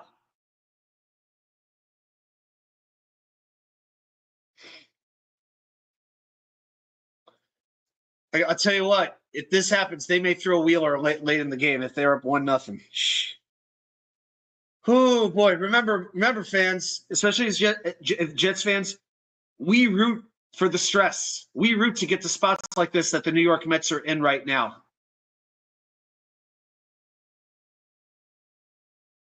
I guess I should be fair and check on the Yankees.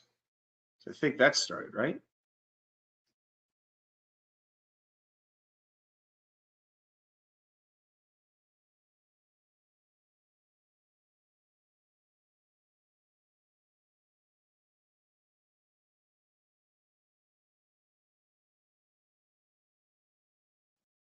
Okay, first pitch. Yep, it's still Hoffman. Ball one.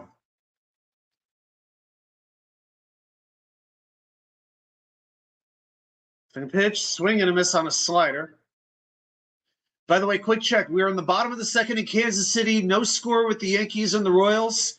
The Royals have a runner on second, one out. NJ Melendez at the plate. All right, enough of that. The pitch inside with a fastball, 2-1 count to Francisco Alvarez. Why throw him a single fastball? Fastball, called strike, 2-2. Big pitch, big pitch. 3-1 versus 2-2 is like everything. But you do have Lindor on deck. It's one of those things, you're just praying for a sacrifice fly. But again, to get Martinez home, you have to hit it pretty freaking decently deep. Fuck. Out recorded. Please tell me it's not a double play. Force out, Turner to Real Muto at home. 1 out.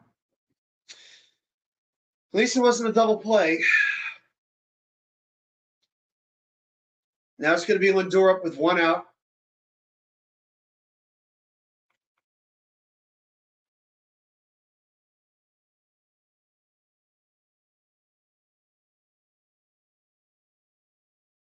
Boy, is this tension? Lindor followed by Vientos. Probably the two hitters you would want up most. It was a hard ground ball. I mean, I'll be honest. That ball was hit so hard. Turner could have turned the double play. He could have. That was a double play. That was a tailor-made double play opportunity.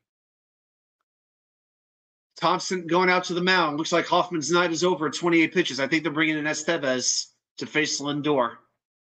All right. And this is only the 6th inning, guys.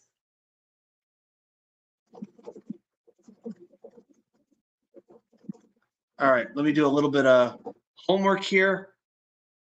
I'm going to pull up Lindor versus Estevez career numbers. All right, so Lindor is 0 for 4 against Estevez with 1 strikeout. So it's a pretty small sample size, but Lindor has never had a hit off the Phillies closer.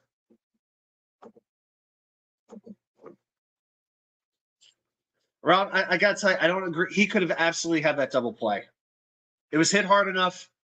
Fielder was right in position, and Alvarez has no swing, no speed.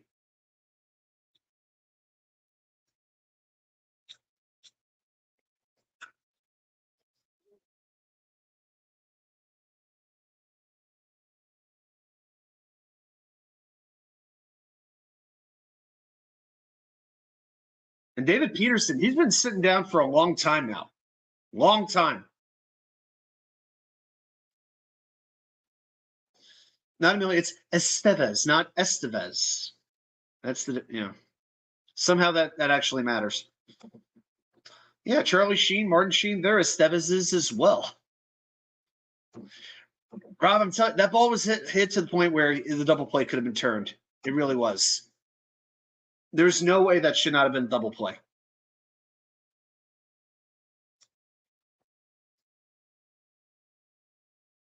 All right, here comes Lindor.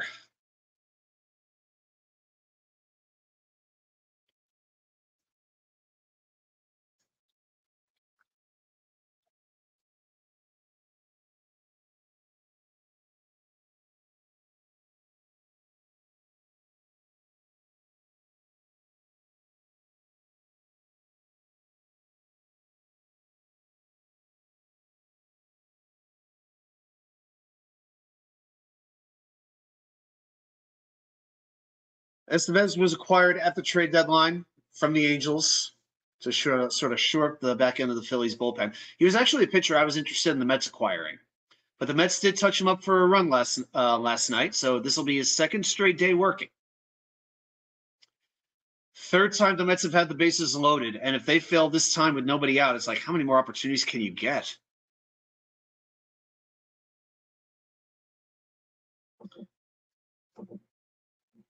First pitch, 100-mile-an-hour fastball outside. Swinging strike, 1-1. Third pitch, fastball, miss, 2-1 count. So Lindor's got himself ahead. This is always one of the biggest pitches, that 2-1 pitch, because he's not going to want to. He's not going to want to walk in the run, so he's going to really want to put this in the strike zone. Because Lindor's too disappointed hitter to really chase. Oh my God! It's Francisco Lindor! It's a grand slam to center field, and the Mets take a 4-1 lead. Out of here! I got sunshine on a cloudy day. MVP, MVP, MVP, MVP, Francisco Lindor, 4-1 Mets. Let's go. 9 more outs to go, and still only 1 out. We could score more. Guys, I keep saying this. I wish every Mets fan on Twitter and Facebook could hear me. At what point do we realize this is a resilient bunch? They know how to come back. They've done it all year. Have some faith. It can happen. And it did happen. By the way, the pitch is just about to come up right now. So the Mets, up to this point tonight, were 0 for 4 with the bases loaded with 2 strikeouts. And I can't blame Thompson for going to Estevez in that spot. I got to turn the volume up.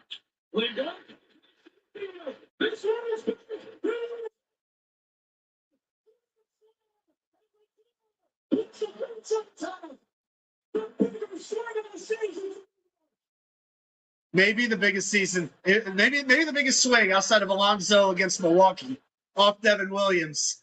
That crowd's going nuts. I got to get the Howie Rose call. I got to get the Howie Rose call. As soon as they post this, I'm going to play this. I'll play it as loud as I can. I can't promise it'll be perfect. But Evan Roberts says the place moved. It moved. Oh,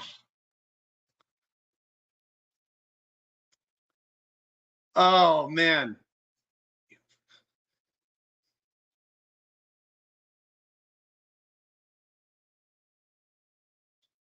Wow. One of the biggest home runs maybe the Mets have ever had. Maybe. I'm gonna have to clip my reaction, won't I? I'm gonna have to put that clip up. Vientos strikes out swinging. Who cares?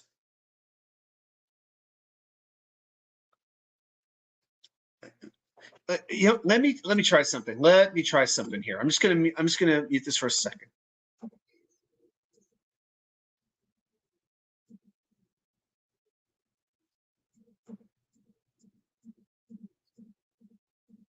Okay, here's the Howie Rose call. I don't think I'm going to get flagged for this. I hope everybody can hear it. I can't make it any louder.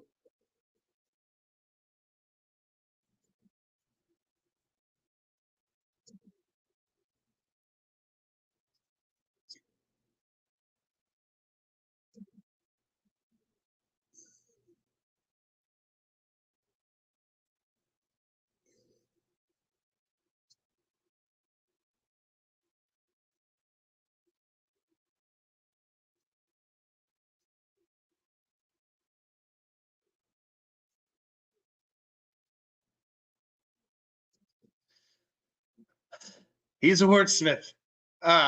Sorry, Johnny. I tried. They will post it soon.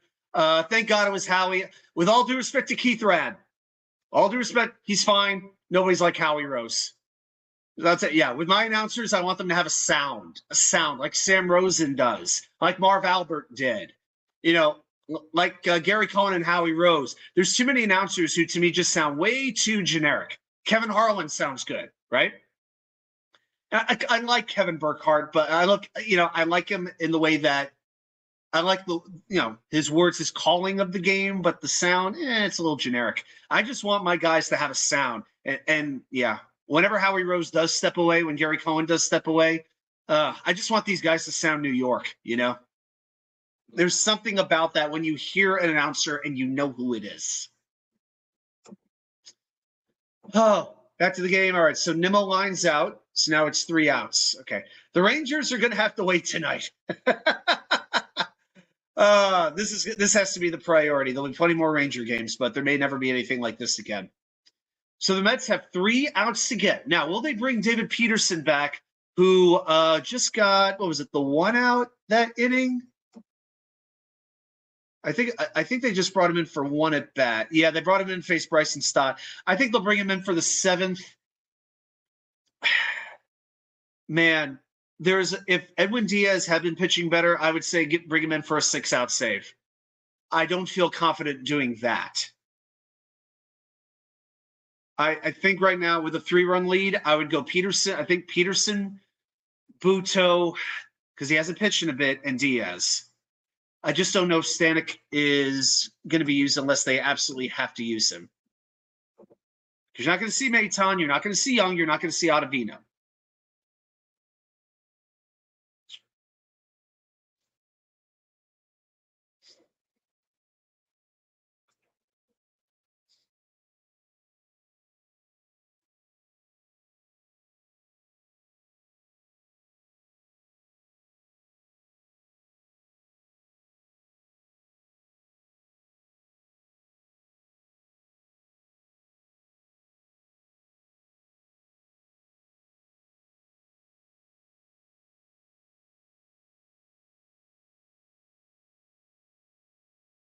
All right, quick check-in. There we go. Quick check on the Yankees and the Royals. And it's still a 0-0 game, top of the 3rd inning. Seth Lugo pitching. There's a runner on first with 1 out.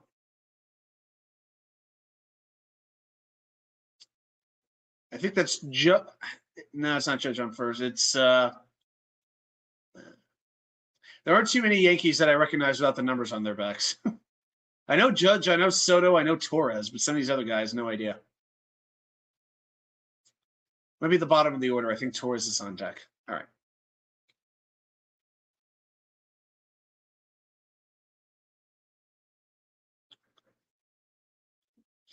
It's one of those things. Oh my God. All right. There is something about the teams that get a bye. They have a week off. Yeah, they get to line up their pitching, but they lose the mojo. Baseball is a feel sport. Typically, the teams that play in the wild card round knock off the teams that get the bye more often than not. That's the truth of it.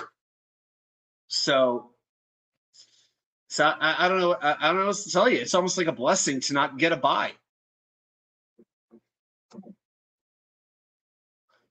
Early 0-2? Okay. Thanks, Rob.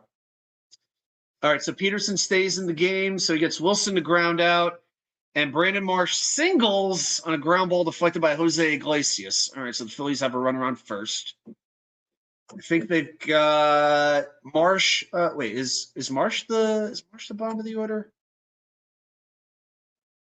I think he is. All right, so now it's going to be Schwarber coming up. Yeah, I think they'll get Peterson through Schwarber, but again, I don't think they want any lefties facing Castellanos. All right, so Schwarber up.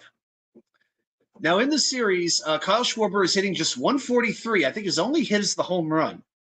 1 for 7, 2 strikeouts. Yeah, that was a tough play to. Iglesias tried to backhand it and flip it to Lindor to make the play. So it was a good idea. Just that was not going to work, but it was a good idea. Just hitting no man's land. It happens. So Peterson starts off Schwarber with an 0-1 with a fastball. Next pitch down, 1-1.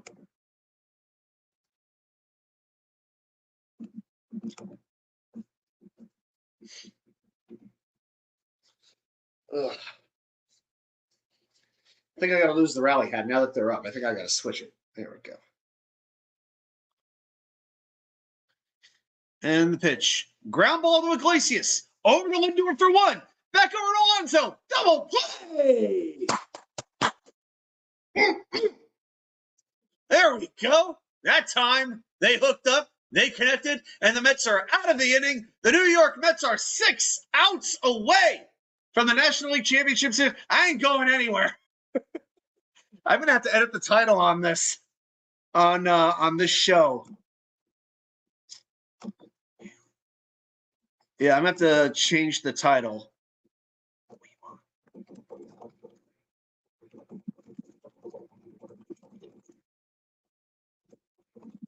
There we go.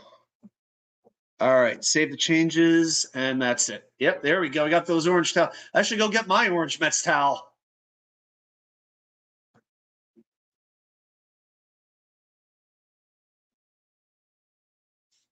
I'll have to change it later. Okay. Yeah, I wore the black jersey last night. Yeah, it's just a plain black old school road jersey. So I do like the hat though, the charcoal gray with the blue and orange logo. This like goes with everything. This is like my favorite Mets hat. Yeah, it was a sharp ground ball, high hop to Iglesias. 1-2.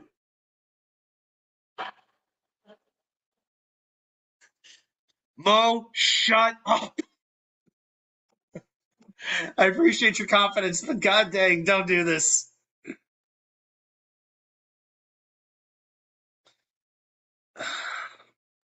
I think Bruno.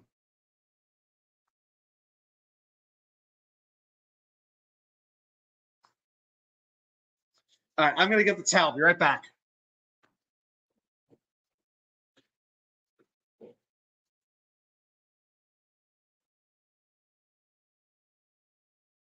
There we go. So here's the towel I got. There we go.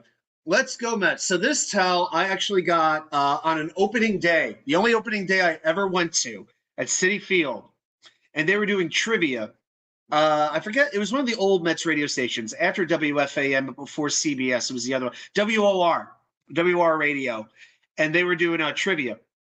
And I got my question correct. And so my prize was either, I'm trying to remember, it was either game tickets for future year. And keep in mind, I was living in Virginia at the time. There was one other thing or a towel. And I went with the towel because I knew I would get the most use out of the towel. So now I've got the New York Mets orange rally towel. So there we go. So this will go, yeah, this will go kind of like right over here on the side. There we go. Thanks. Hey guys, thanks for hanging with me. And yeah, we are going to yeah, I'm definitely going to stay with this the rest of the way. Yeah, Mo, it's pretty good, isn't it?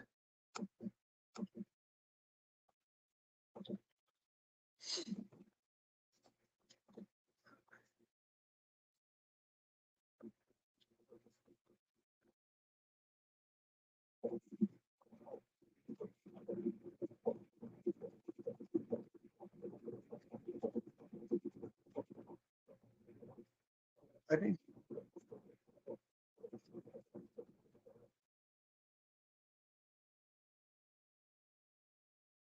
All right.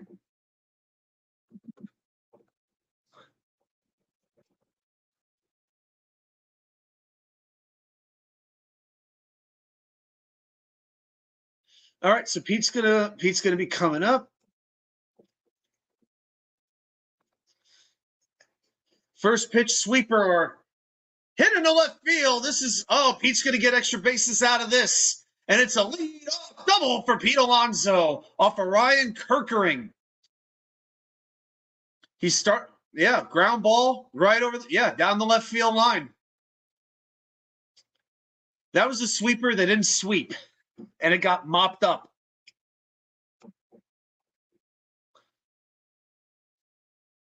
First pitch, inside. Second pitch. Oh, this is another wild pitch. Third wild pitch the Phillies have had in the last 2 innings. And Alonso will go from second to third base. And up comes Jose Iglesias up. Takes another sinker low, and the count 3-0. Corcoran working quickly. One of the more trusted arms in the Phillies bullpen. That pitch, a strike. Wow, he had the green light 3-0, and he swung. He's pretty desperate. Real Muto, these are not easy pitches to block. I can't even kill Real Muto, but 3 in 2 innings is not good. Yeah. Real Muto may be the most disappointing player of the series. And the pitch misses. Iglesias gets on with a walk, and it is now 1st and 3rd. Hey, Yeti, I got to see it. Within 6 minutes of my son putting on the good jersey, a grand slam and a double play. His name is Bishop. He's 6. Thanks, Bishop. Bishop, my man. You rock, Bishop. Awesome. It ain't over till it's over, Rob. Look, I feel very, very, very good. But I've learned too many times getting my heart broken over the years by all my teams. I ain't going there yet. Choking? Yes. Rob says 2nd and 3rd now out. It's 1st and 3rd now out, lest I see. So JD Martinez, yep, that sinker was low and in. JD Martinez is coming up. He's got to. Kirkering has to face one more batter. He's only thrown 6 pitches, 8 pitches. Strike 1, and that sweeper's in the dirt. I'll tell you what, these Phillies pitchers, they cannot control the off-speed pitches tonight. Ranger Suarez, his off-speed stuff was electric. It struck out so many Mets in so many big spots. These guys, these relievers, these sliders are outside in the dirt. They're going like 58 feet. You know, people want to rip the Mets bullpen all they want, and they can. But they have outperformed the Phillies bullpen.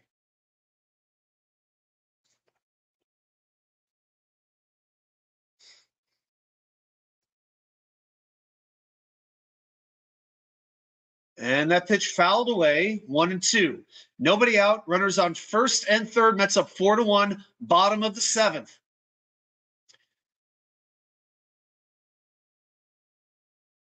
Fouls it again. That pitch outside, sweeper. So now it's a 2-2 count to the designated hitter. JD 1 for 3 tonight with a strikeout.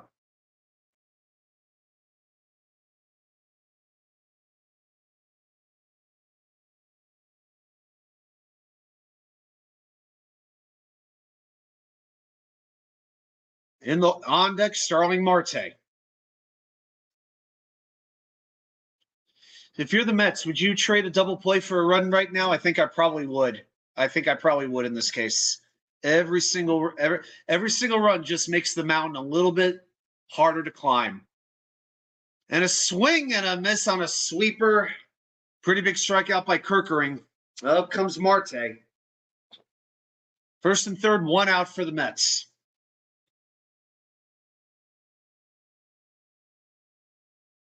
ESPN doing a fill in the blank for Francisco Lindor is blank. The answer is simple: MVP.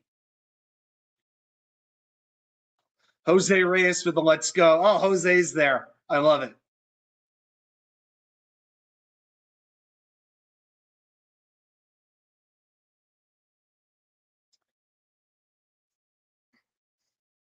All right, here comes Marte. He's had a knack for getting some big hits in the postseason.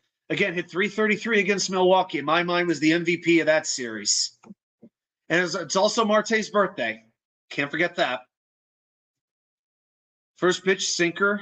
Swung on and missed. Second pitch, a sweeper. Strike 2. Kirkering quickly gets ahead.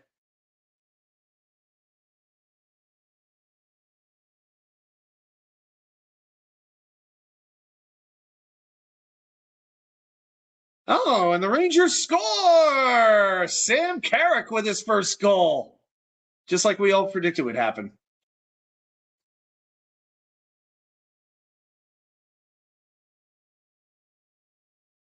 All right, sinker is low. 1-2. Man, just one more run here. One more run, and I will feel amazingly good. Yeah, that sinker, he could have hit it. Yeah, that was right in the zone. Swung on and missed at a fastball, 96 miles an hour. Marte gets set down. Not his best night. All right, now it's going to be Tyrone Taylor, 1 for 2 with a walk and a run scored tonight. Alvarez, who's 0 for 3, is on deck. And the first pitch, all right, well, that didn't go quite so well. Fly out to Nick Castellanos, and we are through 7 with the Mets leading the Phillies by a score of 4-1, 6 outs to go. Now let's talk for a minute.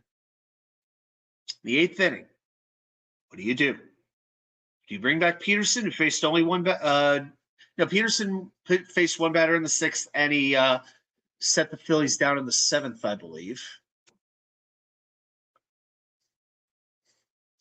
Yeah, he got the ground out, a single, and then got Schwarber to ground to the double play. So you're facing 2, 3, 4 here.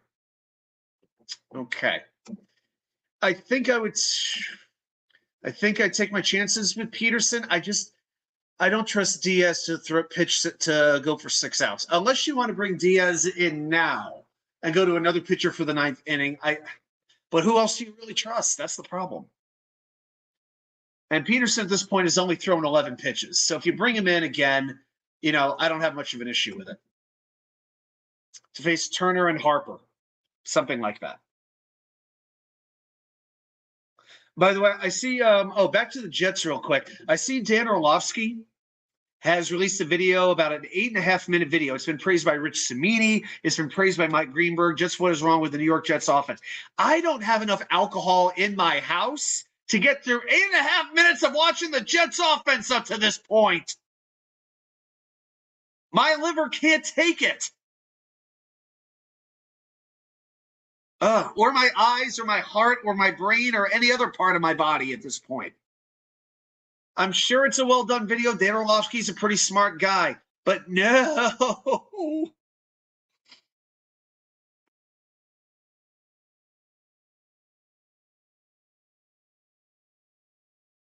I don't believe him. I don't know. I'm usually one of the more negative fans, but somehow I'm feeling, oh my gosh, I'm amazed how negative this fan base is right now.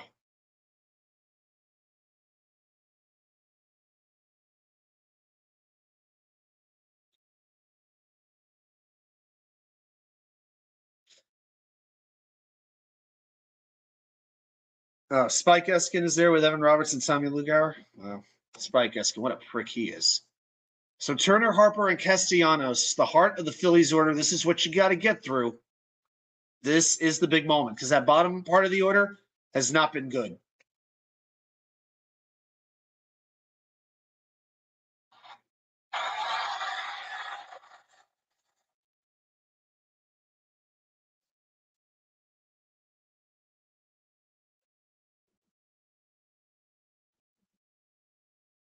Johnny, isn't that every night?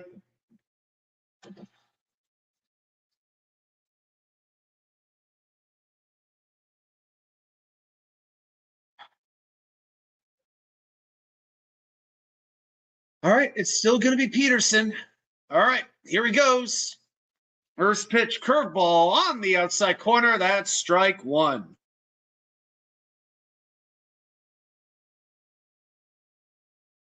And the Rangers score again. 2-0 Rangers. Will Cooley. Apparently, Capo Caco with a great pass. Cooley finishes it off. This is turning into one hell of a night here.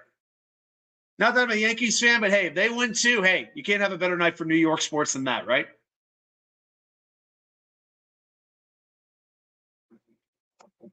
Snip, snip.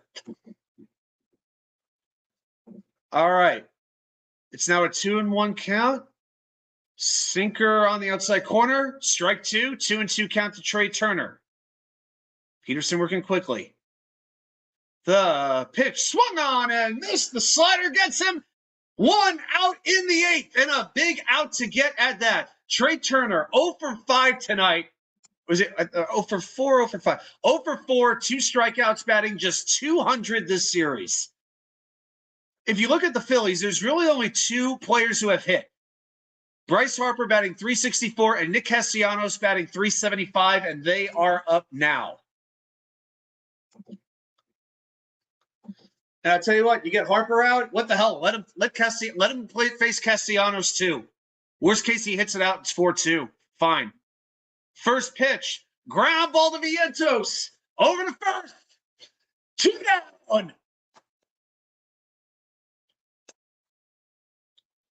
4 outs to go. 4 outs to go.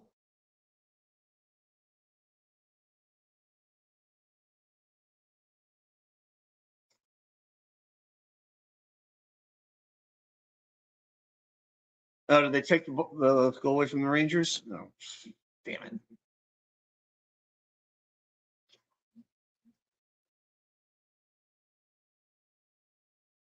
Yeah, Vientos made that play almost by shortstop to get Harper out. Castellanos, space hit. First pitch, curveball right in the middle. All right, so he's on. Up comes Alec Bohm. All right, now Bohm. All right, so he's a right-handed hitter. I think it's time to bring in Diaz for the 4-out save. I think it's time to play a little narco.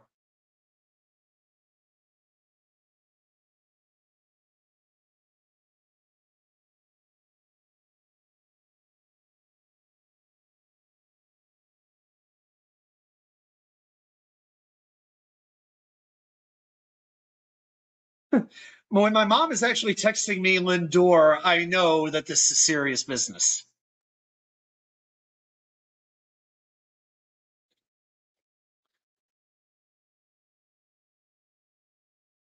All right, so it's going to be Bohm. You got to bring in Peterson.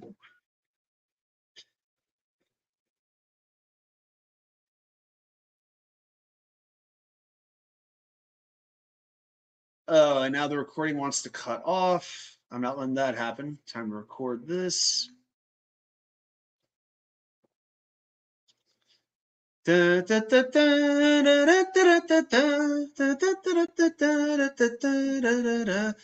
I'm surprised. Okay, they're going to stick with Peterson. First pitch fastball, strike 1. That's a ball, pardon me. There, okay, there's the changeup. Inside, that's on the inside corner. There's a strike. So 1-1, 2 outs. Phillies have a runner on first. Mets are up 4-1. Now, they didn't score in the bottom of the 7th. That left the door a little bit open for the Phillies, but Peterson looking pretty solid. Just get one more out, then you can move it over to Diaz with a 3-run lead, and you're facing the bottom of the order. I've said, Bohm has had a bad series. Fastball foul. It's 1-2 in Citi Field. The crowd will come to its feet.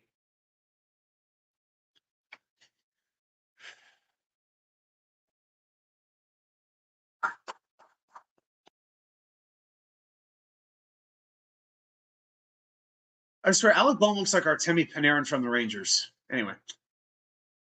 Peterson, ready to deliver the 1-2. Oh, man, Bohm hit that one ball to right field, that third pitch. That was very nearly a fair ball. Very close. They may review. I don't know if they're going to review this, but they may. He's angry. Oh, he is really angry. Figueroa, the first base coach, arguing with the umpire as well that should have been a fair ball. They're not going to review it. I'm sure they'll show a replay on Fox. At least I think they would. Ball slider in the dirt, 2-2. Pitch was over the bag, and where did it land? It was foul by about a foot. It was close, but it was foul. As a suspected spam is call coming in. Oh my God. 2-2 pitch to Bohm, a very angry Bohm. I don't blame Peterson for going to the slider there. Bohm's a little angry. He wants to really bust one. And it's a fastball. Ground ball to Lindor. Over to second. In time. Side retired. And the Mets are 3 outs away from going to the National League Championship Series. Peterson. Over. Lindor to his left. Yep, he just stepped right on the bag. Okay, there you go. So this is what happens. I have to pretend I know what I'm actually watching. But if I watch the TV, I'm going to be behind you guys. Unless we all pause it, but I don't want to make everybody do that.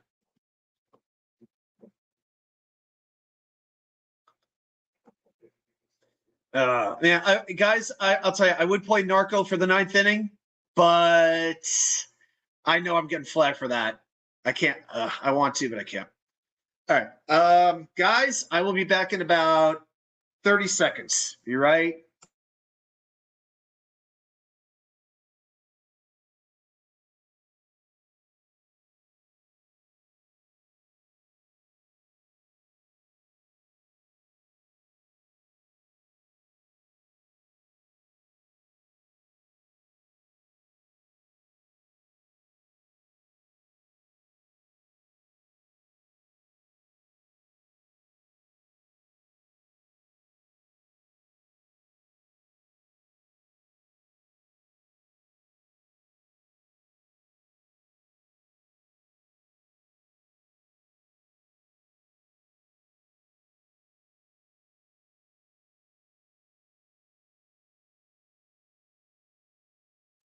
Okay, guys. So here's what I'm going to do. I'll follow the eighth inning, but for the top of the ninth. But for the bottom of the ninth, I'm not going to look at game day because I don't want to get it spoiled. If this happens, I want to see it as it happens. Okay. You could fart on air. We get it, dude. I'm hungry. I've been on the air by myself for 2 hours. I know that's I've been on longer than that, but yeah, I didn't know it was gonna last this long. That's what she said. But I do have, well, let's see. There we go. We got the Yingling light right there. So just in case. Okay, so it's going to be Matt Strom coming in for Orion Kirkring. So they're bringing in the lefty to face Alvarez, Lindor. Strom is the lefty to face Alvarez, Lindor, and Vientos with Nimmo on deck. Are we going stone cold style and smashing 2 beers? The problem is I want to get my security deposit back one day. Maybe you know what I'll do? Outside on the porch, I will do it, and maybe I'll have a camera set up to do that. I might do, but I got to make sure the camera, the lighting is good. Actually, I think I have a light outside, so I could probably do it. Yeah. I just have to move. You know what? I could probably do it. I just might have to cut off the screen for a few seconds.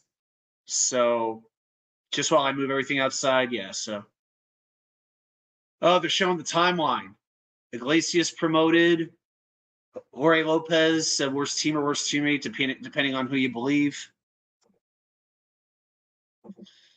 All right, so here's Alvarez. And currently with a 2-1 count. Mets have a 65-40 record since June 1st, the best in Major League Baseball. Man, who would have believed it? I was feeling numb by the end of May. I was just like, this team's going to be trading players off. They're going to be trading players off. But it didn't come to that. They turned it around. Credit to the manager, credit to these players, credit to the front office for acquiring the right guys. Strom in the postseason, 1 inning pitch, 4 hits allowed, 4 earned runs, 1 walk, no walks, and 1 strikeout. Alvarez swings and misses at a cutter, and it's 2-2. Boy, it feels like one more run would just be the chef's kiss on top, wouldn't it?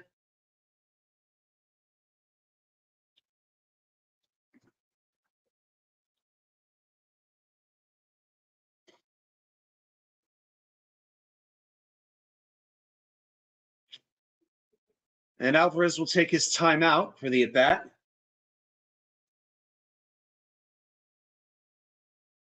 Alvarez is not having the it seems like Alvarez doesn't have a lot of hits, but usually when he does, they're big ones. But he's hitting only 160 this postseason.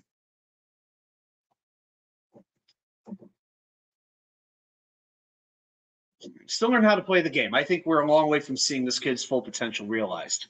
Fouls it off, remains 2-2. I will say this, Vientos facing Matt Strom. I've got a very good feeling about Vientos in that spot. Very, very good. And this ball hits the center field, but Marsh will make the catch. 1 down in the 9th.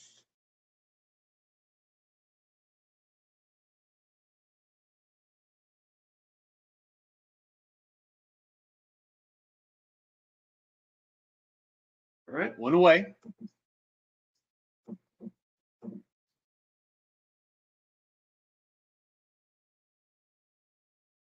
Well, Alvarez did work the full count. All right, now Lindor is going to come up. You know he's going to get an ovation here. The probably runner-up for MVP. 2 for 4 tonight with a double, 2 strikeouts, and a little grand slam home run. You know, on September 30th, he hits the home run against the Braves to basically clinch that playoff spot for the Mets. Then Alonso hits that home run against Milwaukee to keep the season alive when their backs were against the wall. It's like Lindor said, I'm going to one-up you. Hit to left field, but Weston Wilson makes the catch, 2 down. He was swinging first pitch, hit it pretty well. Yeah, Wilson had to go down to his knees for that one. So that's 2 down. Vientos up 2 for 3 with a double, a walk, and a strikeout.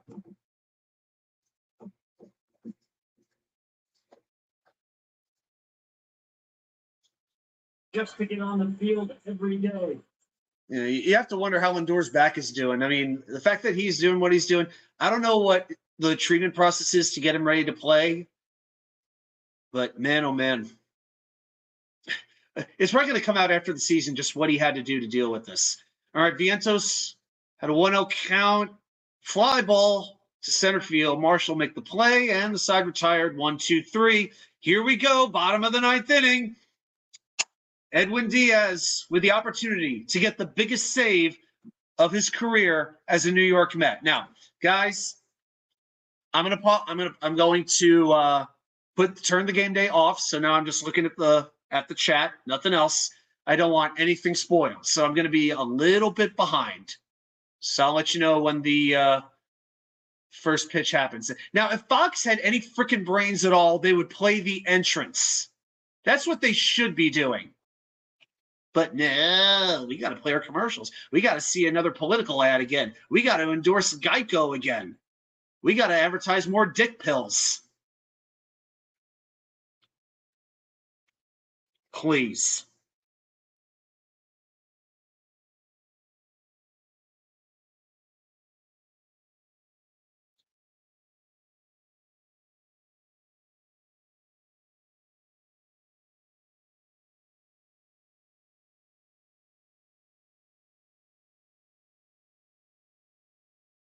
I know. I tried playing it, but it didn't work. You know, the Philly guys acted like they were on sedatives or something like that. And the Spanish guy like, Sarbe!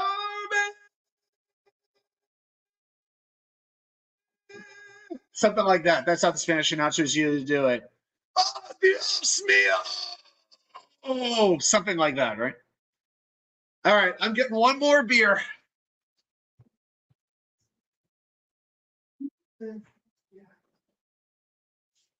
Yeah. Okay.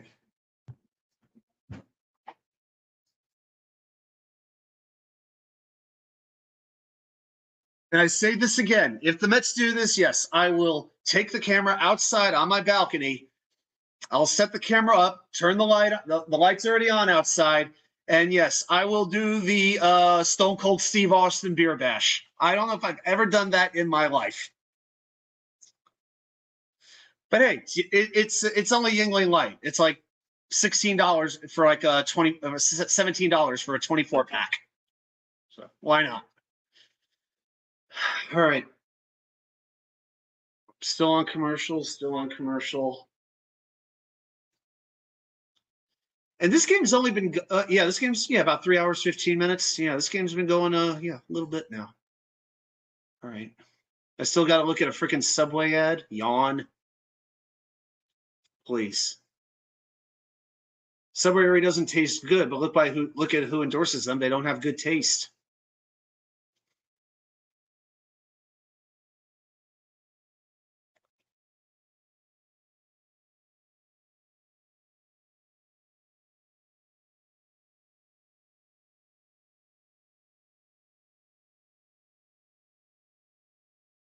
Oh my gosh. Now I'm watching a toothbrush commercial and I'm trying not to like shatter my teeth. Oh, let's go. Here's Edwin. Go. Da, da, da, da, da, da, da, da, da, da, da, da, da, da, da.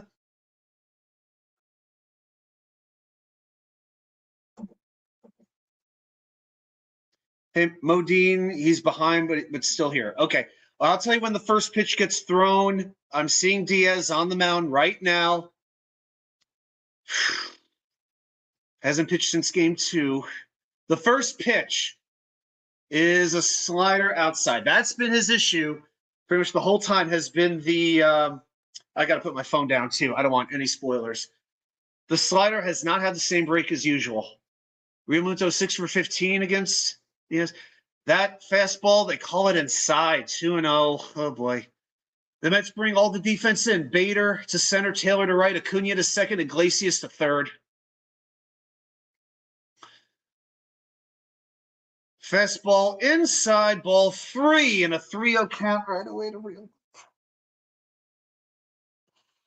You knew this shit wouldn't be easy. That fastball at 97, over for strike 1.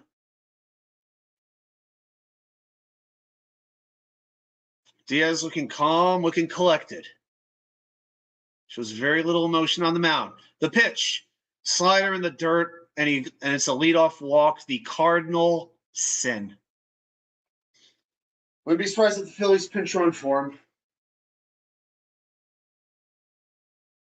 I tried to defend Edwin Diaz for so long. The second game 2 really pissed me off. I tried to give him a little bit of grace because he'd thrown so many pitches. There is no middle ground here. You either do this or you fail.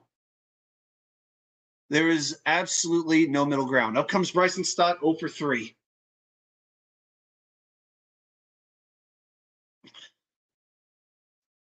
Evan looks for the sign, the pitch. Fastball outside at 99. This umpire not giving him anything. Nothing.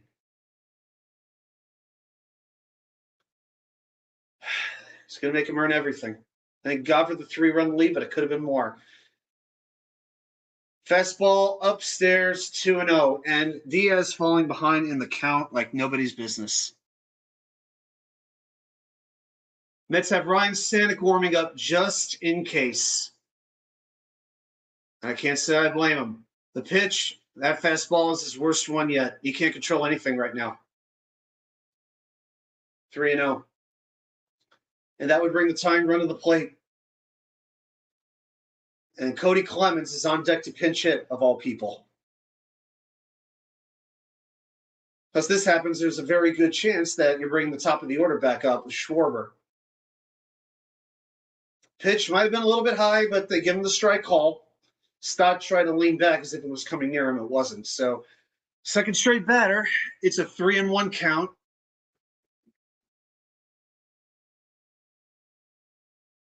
Diaz, the pitch. He doesn't get that call, and it's 2 straight walks to start the bottom of the 9th.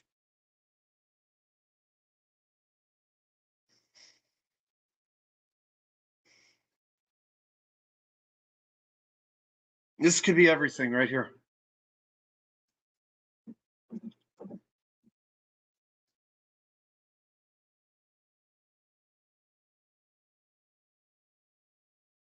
So it's going to be Cody Clemens up next. Then I think it's Bryson Stott and Kyle Schwarber. And City Field, even though I have it on mute, it's probably about as quiet as a morgue right now, just pure fear.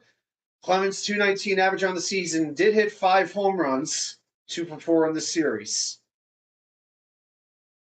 Infield playing back. Even Grimace looks horrified right now. I may have to start drinking now.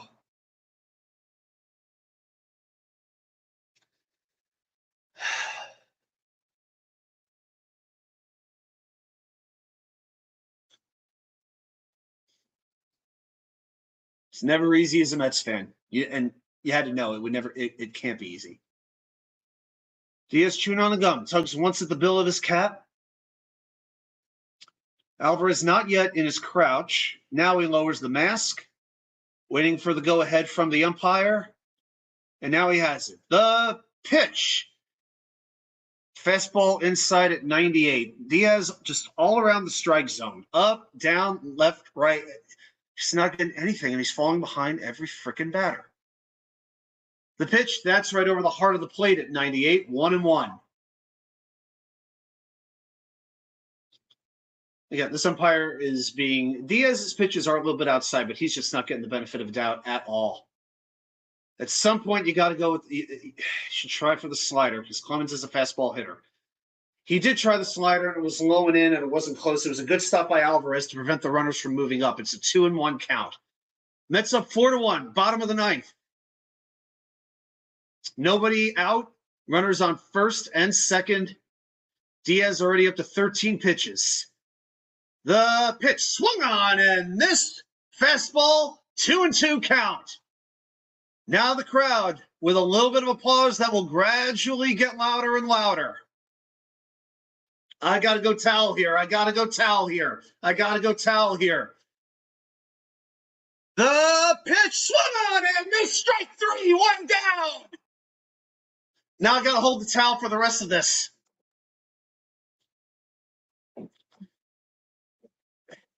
Johnny, just showing basically the mentality of Mets fan. Take Diaz out now, strike out. Again, got to face three batters, dude. You're not taking him out now. So the batter will be Brandon Marsh. The first pitch, fastball, outside corner, strike one. Now Diaz starting to locate a little bit. First time he's been ahead of a batter. Marsh just 1 for 12 this series. The pitch, that fastball travels outside a little bit, 1-1. It's okay. You wonder at this point if Diaz is going to do anything other than go to the fastball because he's controlling it a lot better than he is the slider. Diaz with the pitch, swung on and missed that fastball a little bit lower at 97, and it's a 1-2 count. Or a ground ball to the infield would be very, very nice. Let's go, Mets.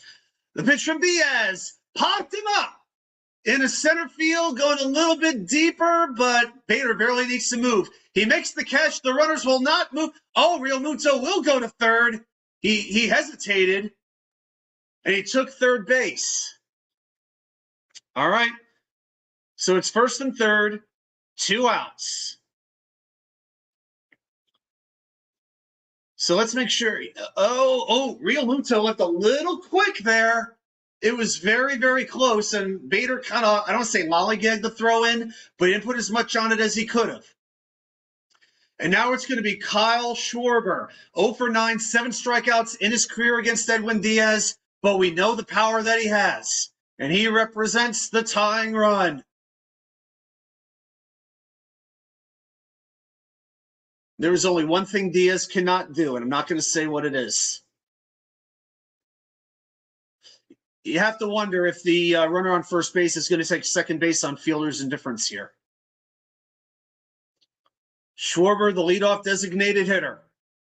The pitch, slider breaks in there, strike one. Remember, Schwarber was on that 2015 Cubs team the Mets swept in the National League Championship Series. Had a good bat, but his fielding gave the Mets a big boost because he could not play the outfield. The pitch from Diaz, slider again. This one travels outside, and it's a 1-1 count. Diaz up to 21 pitches.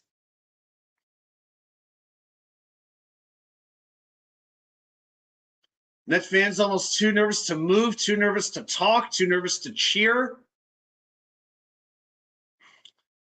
They are standing, some waving towels. The pitch from Diaz, fly ball, but well foul into the, boy, he hit it hard, but down the first baseline. And now the crowd will come to their feet. It is a 1-2 count for Edwin Diaz against Kyle Schwarber.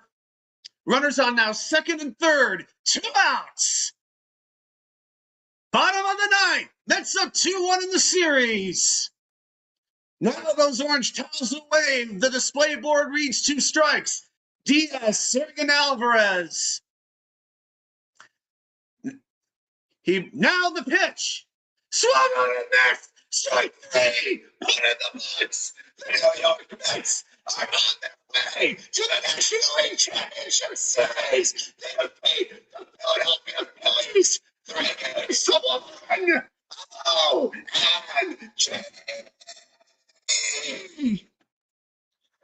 and they are are celebrating on the pitcher's mound, and the Phillies can only look on with stunned silence as once again, a very good Phillies team cannot quite cross the finish line. The fireworks are going off. Edwin Diaz, he made it crazy, but he came through in the end. And now I'm taking this background off. You know why? Because we're going outside.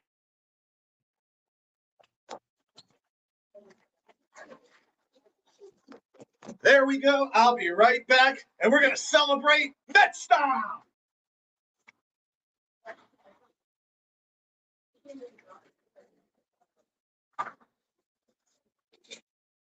So, New York Mets fans, I got something to say.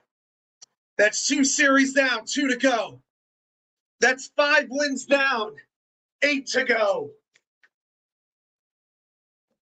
This season has been insane, and the ride is a long way from over. Let's go, Mets!